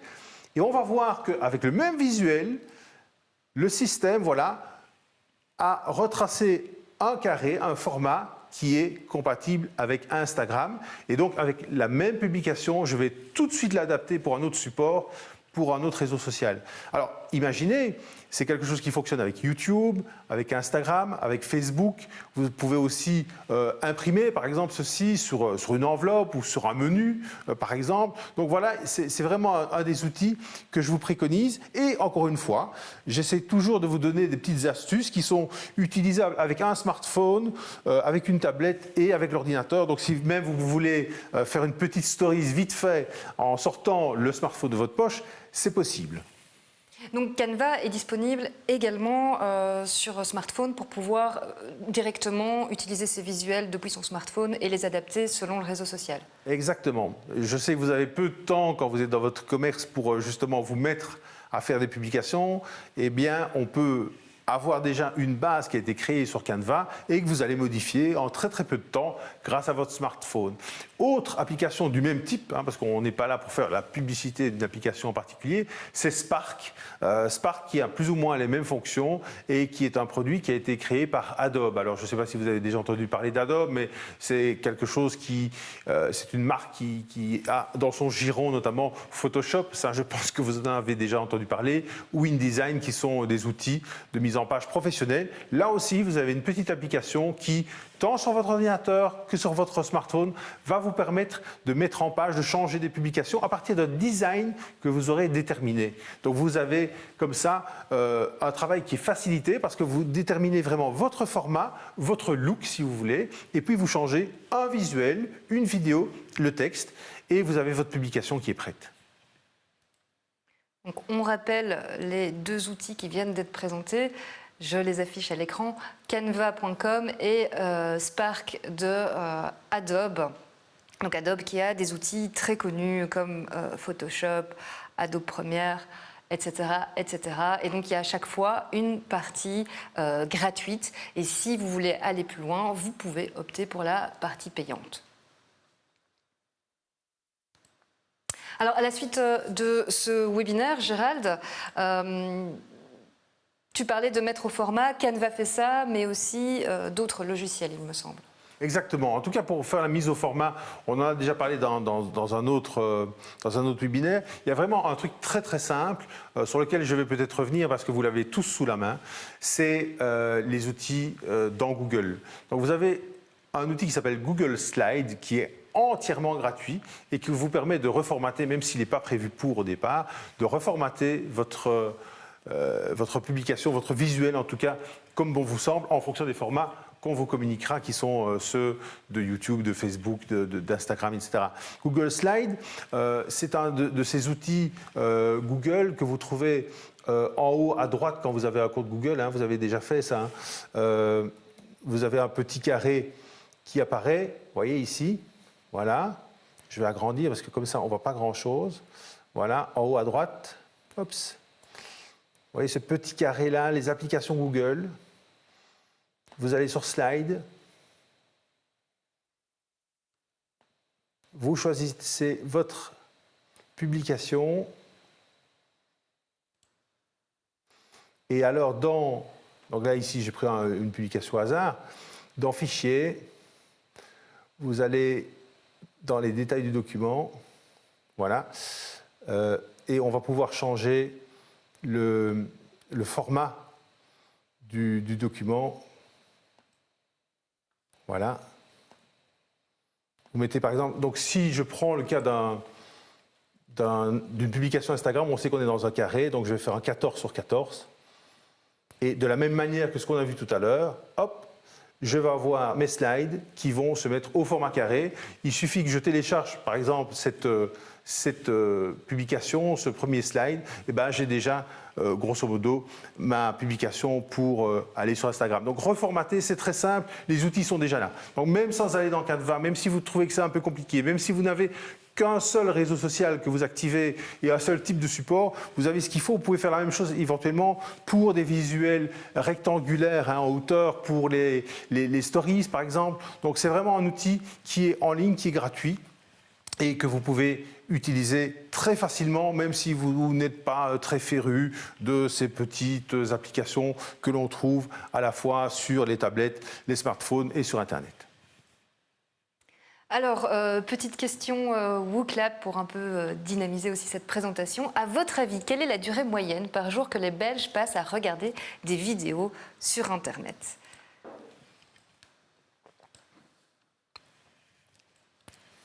Alors, pour l'instant, ça oscille. 35%, 30% ont répondu 40 minutes et aussi quasi équivalent, ça change rapidement, 2h30. À ton avis, Gérald, quelle est la durée moyenne par jour que les Belges passent sur Internet à regarder des vidéos ? Sur Internet, 2 heures ? Alors 2h30, c'est effectivement la plus grosse réponse. 39% ont répondu 2h30. Et en fait, finalement, c'est 40 minutes. Donc sur les réseaux sociaux et sur Internet. Donc l'importance quand même des vidéos, 40 minutes passées devant son smartphone, son écran, à regarder des vidéos. Effectivement, c'est un format qui est sur tous les réseaux sociaux et c'est un format finalement inévitable. C'est effectivement un format facile. Alors pourquoi les vidéos ? Déjà, Confucius disait qu'une image vaut 1000 mots. Alors vous imaginez une vidéo, c'est quand même une série d'images avec du son en plus. Mais regardez, par exemple, une recette de cuisine. Des recettes de cuisine, on en trouve quand même un peu partout. Il suffit de retourner une étiquette pour avoir une recette qui va avec le produit que vous venez d'acheter. Et pourtant, on a pas mal de recettes qui sont en ligne, en vidéo, et qui vous donnent toute une série d'astuces. Vous avez aussi pas mal de tutos. C'est quand même beaucoup plus facile à lire. À partir du moment où c'est sur un réseau social, c'est aussi facile à partager et c'est aussi facile à mettre de côté. D'ailleurs, tiens, on a commencé ce webinaire avec le problème d'avoir des idées à publier. Eh bien, je veux donner aussi un autre outil qui va vous permettre de réserver de côté des éléments ou des idées que vous devriez peut-être utiliser plus tard. On était tout à l'heure dans Google, hein, vous vous souvenez ? On va y retourner d'ailleurs, puisque c'est encore une fois un outil gratuit Google. Google est notre ami. Et donc, vous avez un truc qui s'appelle Google Keep, voilà, ici. Ça, franchement, c'est de la balle. Parce que, comme vous voyez, on peut faire des rappels, on peut avoir des libellés, on peut avoir des archives. Alors, il faut savoir que Google Keep, c'est un style de boîte à idées que vous pouvez utiliser un peu comme Pinterest, sauf que c'est pour vous. C'est un peu votre portefeuille, c'est un peu comme si vous mettiez toute une série de post-it quelque part pour pouvoir les réactiver à un moment. Comment est-ce que ça fonctionne? Vous allez voir quelque chose sur Internet, vous allez le partager sur Google Keep avec un libellé. Par exemple, vous avez la prochaine collection, vous avez un magasin textile, hein, imaginons. Et bien, la prochaine collection, vous voyez quelque chose passer, vous allez le mettre dans Google Keep avec un libellé nouvelle collection. Eh bien, vous allez pouvoir vous faire un rappel pour aller lire ce que vous n'avez pas eu le temps de lire. Mais alors, ce qui marche bien aussi avec Google Keep, c'est qu'encore une fois, ça fonctionne sur un ordinateur et ça fonctionne sur un smartphone.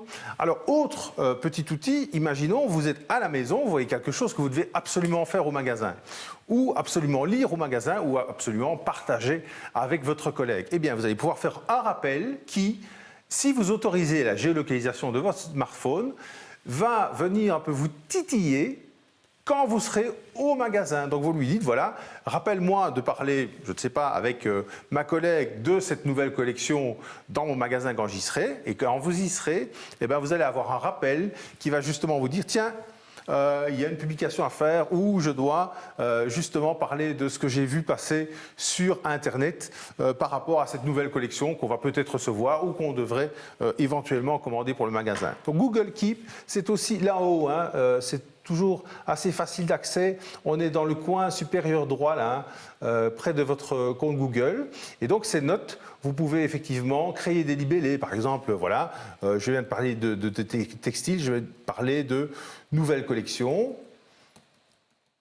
Et vous pouvez classer tous les postes comme ça par libellé dans votre Google Keep. Donc si on résume, vous avez un manque d'idées peut-être au départ, vous avez des sources d'inspiration qui vous viennent, vous ne pouvez pas les traiter au moment même, hop, vous le mettez dans Google Keep et au moment opportun, Google Keep peut vous le rappeler et vous pouvez aller chercher les informations que vous avez enregistrées dans cette petite boîte qui se partage entre Internet et votre smartphone.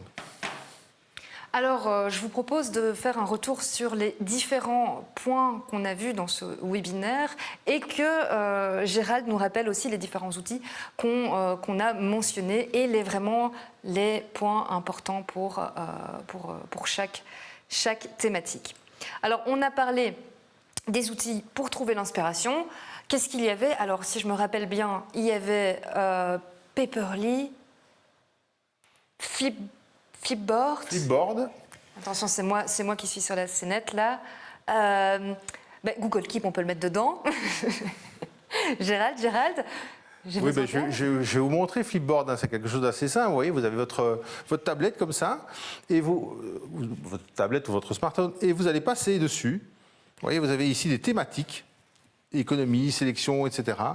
Il y a technologie, il y a photographie, tiens, justement, on parlait de photographie, vous voyez, hop, et vous allez avoir toute une série d'éléments sur les photographies. Ce sont des éléments que j'avais pré-formatés, évidemment, ici, sur mon Flipboard. Donc ça, c'est Flipboard, c'est un gratuit. Il y en a aussi qui utilisent ça pour leur privé, hein. C'est pas du tout forcément professionnel. Vous avez Paper.ly, qui est un autre gratuit que vous allez pouvoir choisir, utiliser dans votre smartphone, sur votre tablette ou sur votre ordinateur. Et puis, surtout aussi, vous pouvez mettre en place vos Google Alerts. Alors les Google Alerts, c'est pas seulement pour trouver l'inspiration, ça peut être aussi une veille. Ça peut être une veille, par exemple, par rapport à vos concurrents. Hein. Donc c'est vraiment un style d'alerte qui est automatisé par rapport à ce que Google lit sur Internet. Ça, ce sont vraiment vos sources d'inspiration. Google Alerts, Flipboard et Paper.ly. Voilà, c'est vraiment des éléments qui vont vous donner des idées. Si vous avez par exemple une newsletter liée à votre site internet à alimenter, si vous avez un calendrier de publication avec des éléments comme ça qui vont venir, en fonction de ce que vous allez configurer, vous allez avoir effectivement du contenu qui va venir et va vous donner de l'inspiration pour faire des publications. Alors, deuxième point que tu avais mentionné, c'était les textes. Et là, qu'est-ce qui est important de retenir par rapport aux textes ? Alors les textes, pour rappel, les textes, ils sont structurés. Structurés pourquoi? Parce que ce soit sur Facebook, que ce soit sur un site internet, il y a des moteurs de recherche qui indexent tous ces textes.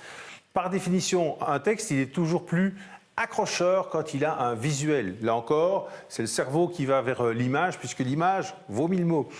Alors, d'abord une image, surtout le titre, puisque le titre, ça va être le premier point d'indexation du site internet, c'est vraiment fondamental. En dessous, une petite synthèse, souvent en gras, un peu écrite un peu plus petite par rapport au titre. Ça s'appelle un chapeau et ça permet justement d'avoir déjà la synthèse de ce que va être l'article. Souvent, on place dans ce chapeau des mots-clés qui seront eux aussi indexé par les moteurs de recherche, et puis votre article. Cependant, dans l'article, en fonction de sa longueur, n'hésitez pas à mettre des intertitres soulignés et en gras, de manière telle à ce que, là aussi, ces éléments servent au référencement. Mais n'oubliez pas qu'on va avoir un webinaire sur le référencement et qu'on parlera du référencement payant et du référencement gratuit, notamment. Alors par rapport à ça, par rapport au texte et au référencement, il y avait une question sur les hashtags. Est-ce que les hashtags s'utilisent seulement pour les réseaux sociaux ou est-ce que c'est intéressant de mettre des hashtags aussi sur les sites internet ? Alors, les hashtags s'utilisent essentiellement sur les réseaux sociaux. Si vous avez un site internet et que vous voulez vraiment faire profiter votre usager, donc votre client, votre visiteur, d'une expérience facile, je vous préconise plutôt de mettre un moteur de recherche intégré dans votre site. Donc c'est un moteur de recherche qui va très vite indexer certains mots et va lui permettre d'aller rapidement vers ce qu'il cherche. Si vous avez un site de vente en ligne, ce sera la fiche d'un produit. Si vous avez un site avec un blog, par exemple, eh bien ce sera le titre d'un blog, le titre d'un post, pardon, ou un article qui apparaît dans ce blog. Alors ça, effectivement, les sites internet, on verra ça aussi dans un autre webinaire. Effectivement, on ne peut pas tout aborder d'une seule fois. Alors aussi, un autre point, c'était les illustrations. C'était la troisième thématique de ce webinaire. Comment résumer cette partie, Gérald ? Alors, les illustrations, il faut d'abord faire attention à l'aspect technique des illustrations, les dimensions, ça on vous en a parlé, mais aussi le poids. Ça ne sert à rien d'aller mettre une photo de très haute résolution sur quelque chose qui va être lu uniquement sur un smartphone. Vous allez ralentir le téléchargement et donc en tout cas baisser un peu le référencement par rapport à cette publication. Ça c'est un premier élément. Deuxième élément, surtout le droit d'auteur. Ce n'est pas parce qu'une image apparaît sur un moteur de recherche Google qu'elle est gratuite, qu'elle peut être utilisée n'importe comment. Il y a des règles derrière, il y a un tableau qui vous sera proposé et sur ce tableau vous allez voir que certaines images peuvent effectivement être utilisées de façon très large, comme bon vous semble, partagées, voire même modifiées, et que d'autres ne peuvent en aucun cas servir à de la promotion commerciale. Donc ça, c'est vraiment quelque chose d'important. Et puis alors, quand vous avez bien fixé ce cadre, on vous a donné des adresses, quelques adresses URL de banques d'images qui, de façon payante ou gratuite, mais essentiellement gratuite dans ce cas-ci, vont vous permettre d'illustrer vos articles. En règle générale, un article, une publication, même si l'illustration n'est pas de vous, essayez d'en trouver une. On appelle, à ce moment-là, on parle d'images prétextes qui vont vous permettre d'illustrer votre propos, qu'il soit sur le réseau social de votre choix ou sur votre site internet. Alors aussi, ben voilà, tu as parlé de où trouver des images et puis on a parlé vidéo et son, l'importance du son dans les vidéos. Quels sont les points finalement importants par rapport à la vidéo à retenir ? Alors, le grand paradoxe de la vidéo, c'est que ce qui fait aussi la qualité de la vidéo, c'est le son. Et c'est à la limite ce à quoi on pense le moins. D'abord, l'illustration sonore qui va donner un rythme à la vidéo. Vous pouvez, on l'a vu, teinter votre vidéo grâce à des banques de sons qui vont justement vous permettre d'avoir l'illustration sonore adéquate. Mais surtout, ce qui est important, c'est de savoir comment vous allez gérer votre voix à vous. Comme on l'a vu, vous devez impérativement avoir la prise de son sur vous. Si quelqu'un s'éloigne de vous avec un smartphone, forcément à un moment, il va y avoir un décrochage de son. On l'a vu, vous pouvez enregistrer sur votre smartphone qui est en poche. Il y a des petits accessoires qui sont assez peu coûteux et c'est la combinaison des deux qui va vous permettre d'avoir vraiment une communication et une vidéo de qualité avec une réalisation somme toute assez facile. Aujourd'hui, on a accès à des éléments qui sont assez peu coûteux pour faire quelque chose de qualité. N'oubliez pas non plus que souvent, avec la vidéo, on va vous demander une image.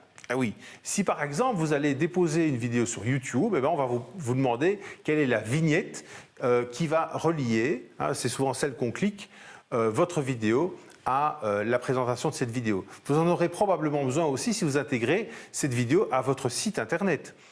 Donc n'oubliez pas, on peut aussi faire une image pendant le tournage, par exemple, d'un sujet. On peut avoir des éléments qui sont complémentaires et qui viennent enrichir l'expérience de l'utilisateur quand la vidéo est réalisée. Et puis aussi, je vais revenir, puisqu'on a parlé d'images et de vidéos, je vais revenir sur Riposte, hein, puisqu'on est tous un peu frustrés, en tout cas on était tous un peu frustrés de ne pas pouvoir aller télécharger les éléments qu'on avait créés sur Instagram. Eh bien, grâce à Riposte, vous allez pouvoir reprendre la main sur vos publications qui sont sur Instagram et les rediffuser ailleurs, si bon vous semble. Du coup, avec Riposte, on peut reposter aussi sur d'autres réseaux sociaux comme Facebook, comme oui, TikTok maintenant de toute façon, avec Instagram, on peut très facilement partager sur Facebook, mais effectivement, pour autant que lors de l'enregistrement, on puisse l'enregistrer dans ses photos, etc., ce qui est prévu par Riposte, effectivement, on peut diffuser ailleurs. Maintenant, encore une fois, c'est une question de droit d'auteur, faites-le avec vos créations, avec vos publications, pas avec celles des autres.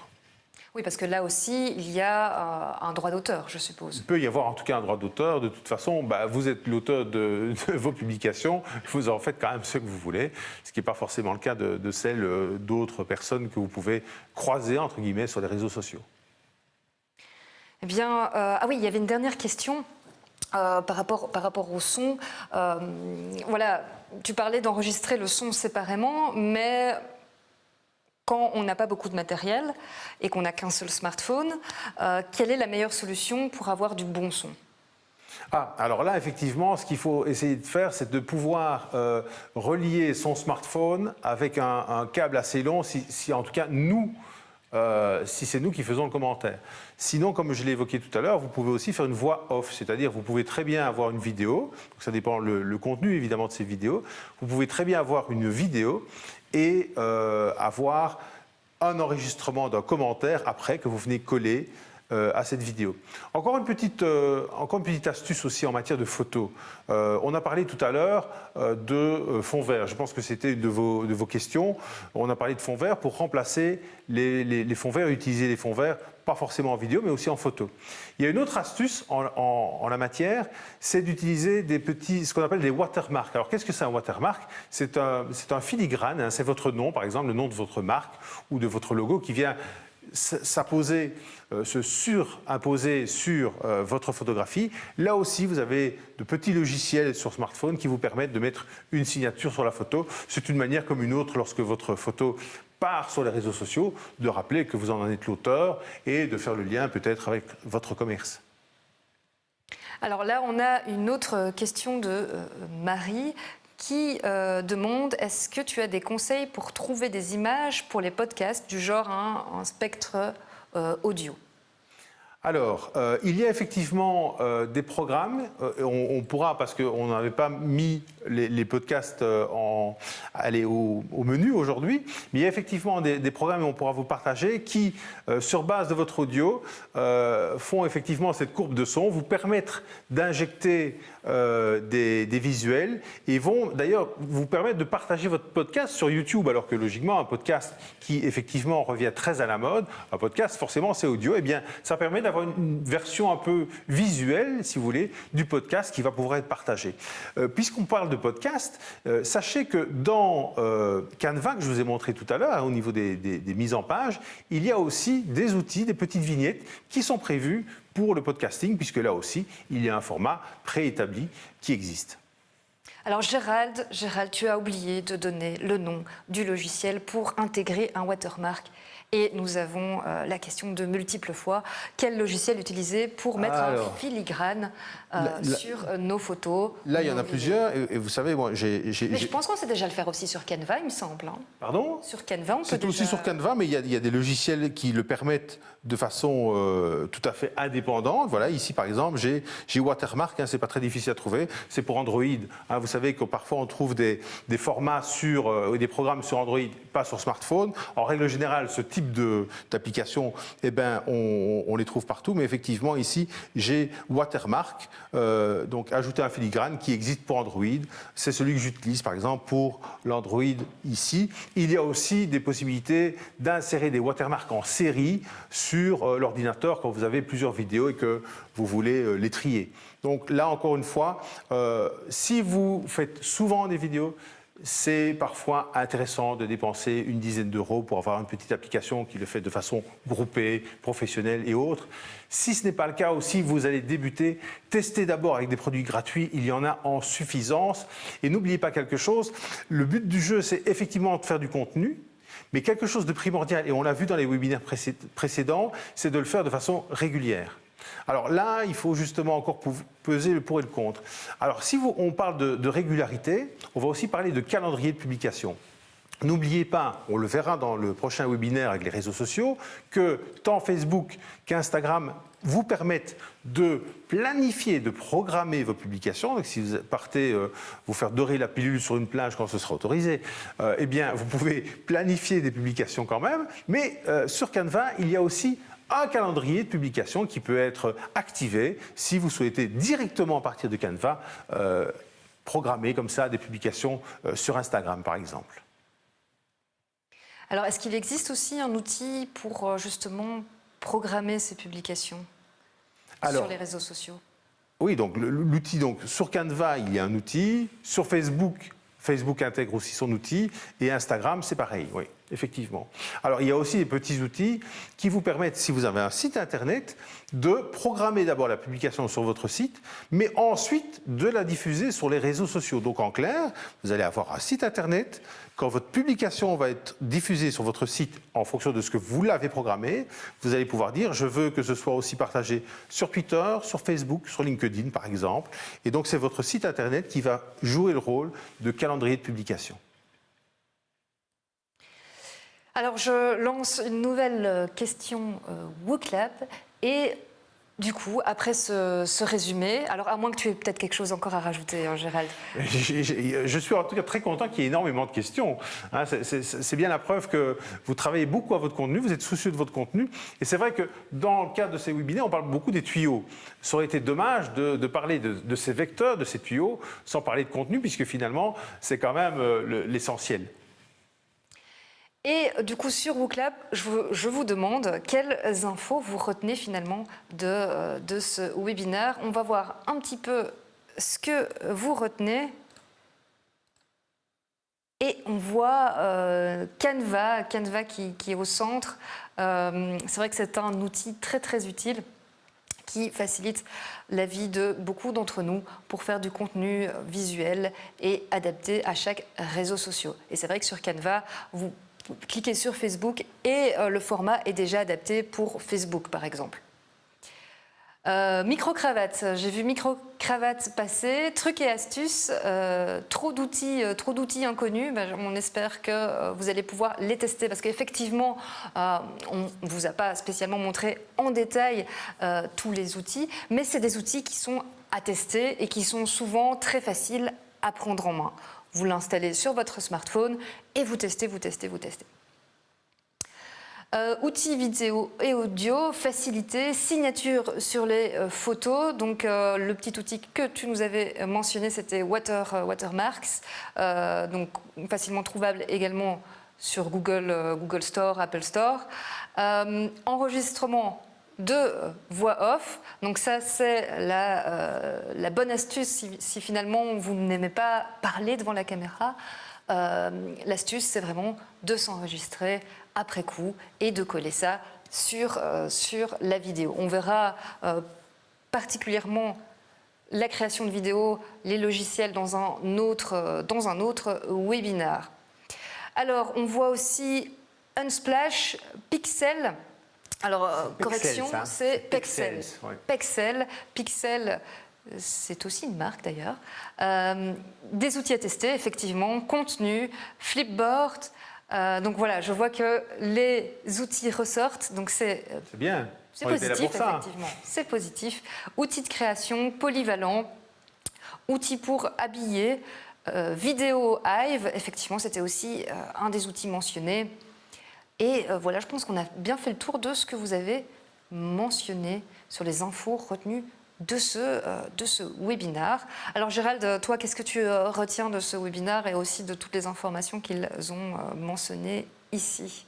Mais je retiens qu'il y a eu aussi des questions sur les podcasts, parce que c'est vrai que ce n'est pas forcément un outil qui est utilisé par tout le monde, mais ça vaudra la peine qu'effectivement, au moins sur la page Facebook Digital Commerce, que je vous invite à rejoindre, puisque c'est là qu'on peut continuer le dialogue, eh bien, on puisse vous afficher l'outil que vous avez demandé tout à l'heure pour justement transformer un podcast tout à fait audio en podcast ou quasi vidéo.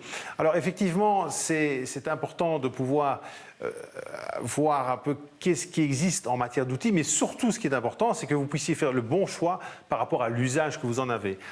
Pour rappel, le 360 degrés, ce n'est pas forcément intéressant à utiliser partout, mais par exemple, vous êtes concessionnaire de voiture, vous voulez montrer l'intérieur d'une voiture, vous êtes agent immobilier, les agents immobiliers peuvent faire une visite quasiment en ligne avec ce genre d'appareil.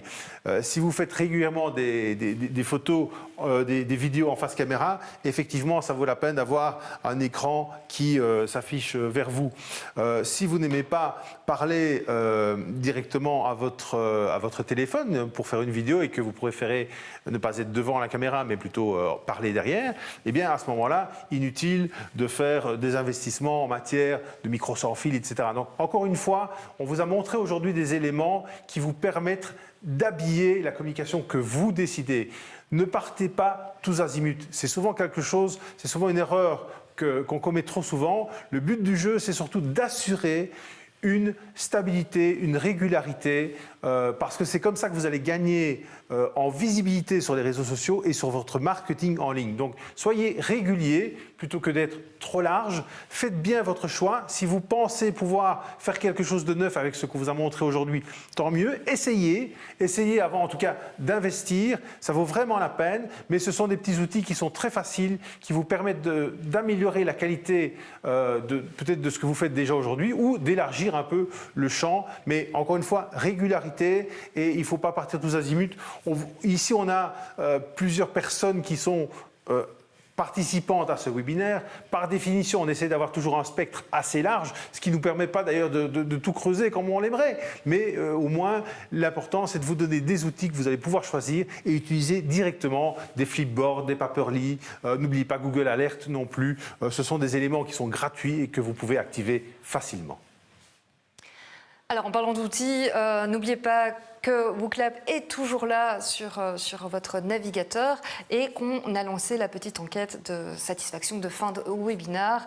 Donc n'hésitez pas à noter ce webinaire. Je vois qu'une vingtaine de personnes ont répondu et nous sommes toujours plus ou moins 200 connectés. Donc n'hésitez pas à donner votre avis sur ce webinaire et à noter finalement ce webinaire. Alors, on a parlé contenu aujourd'hui. Le contenu, il faudra effectivement un moment le mettre quelque part et notamment sur les réseaux sociaux. Ce sera la thématique du 5e webinaire qui aura lieu le 17 mai avec Gérald, mais aussi avec Jean-Philippe. Avec Jean-Philippe, effectivement, on va parler des réseaux sociaux parce qu'on les connaît tous et en même temps on ne les connaît pas. Il faut savoir déjà qu'il y a une typologie des réseaux sociaux. Un réseau social, c'est comme un média. On ne lit pas, si on veut avoir les résultats financiers, les résultats du foot, on ne lit pas forcément le même journal.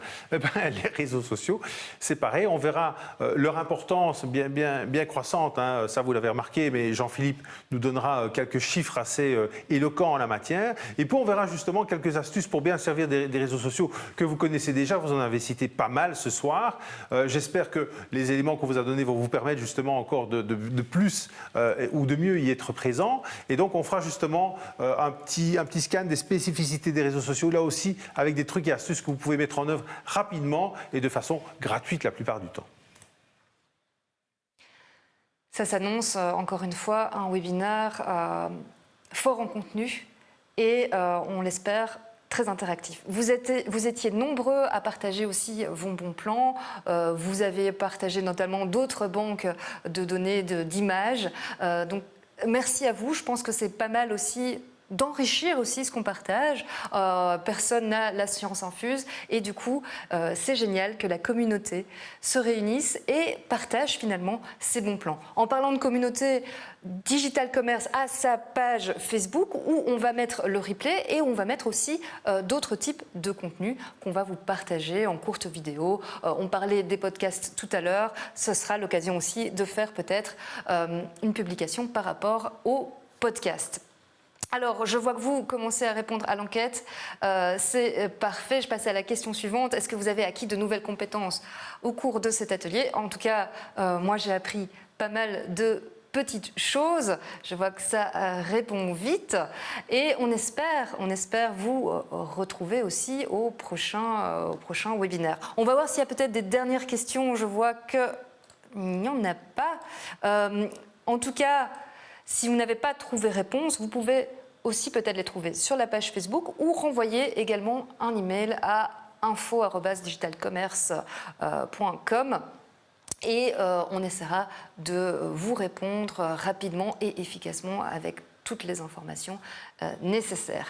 Alors, 97% des répondants ont appris quelque chose de nouveau au cours de cet atelier et finalement, on va parler aussi des chèques entreprises, comme à chaque fois, petit rappel sur les chèques entreprises. Est-ce que vous savez ce que c'est et est-ce que finalement vous allez activer les chèques entreprises pour vous faire accompagner en digital marketing ou en e-commerce? Alors, petit rappel sur ce que sont les chèques entreprises. Gérald, qu'est-ce que c'est les chèques entreprises? Donc les chèques entreprises, c'est un système d'aide aux entrepreneurs, commerçants qui a été mis en place par la région Wallonne et qui vous permet effectivement d'avoir l'aide d'un consultant agréé par la région qui va venir par exemple vous aider en matière d'audit de votre marketing numérique ou de votre mise en place numérique, de la digitalisation parfois aussi de votre commerce ou de votre entreprise. Et ces chèques vous permettent d'avoir une aide à hauteur de 50 ou 70%. Donc vous achetez des chèques et vous avez finalement une ristourne sur le travail que ce consultant va faire pour vous. Donc c'est quelque chose d'assez simple qui se fait en ligne. Vous choisissez parmi une liste de consultants qui sont répartis évidemment sur l'ensemble de la Wallonie. Probablement d'ailleurs en connaissez-vous un, peut-être même sans le savoir. Et ça va vous permettre justement, si vous souhaitez aller plus loin dans la digitalisation de votre activité, d'avoir cette aide quand même conséquente pour vous épauler dans vos démarches. Merci Gérald pour ces explications. Et enfin, dernière question. Venez, c'est même pas une question, venez au prochain webinaire Digital Commerce gratuit. On vous pose quand même la question sur WooClap, mais on espère vous retrouver la semaine prochaine. Donc je vois que vous répondez et on a pour l'instant un 100%. Nous allons vous retrouver rapidement la semaine prochaine avec Gérald Trocard et moi-même et aussi Jean-Philippe Bleureau. Un grand merci Gérald pour tout ce contenu. Merci Pauline, merci à vous. Merci à vous, voilà, exactement. Merci aussi au studio dans lequel nous sommes aujourd'hui. On a voulu être ici pour faciliter le partage, pour montrer plus facilement les différents outils. Voilà, les studios avec le fond vert et la lumière qui éclaire bien ce fond vert. On vous remercie tous et on vous souhaite une bonne soirée. Merci, au revoir.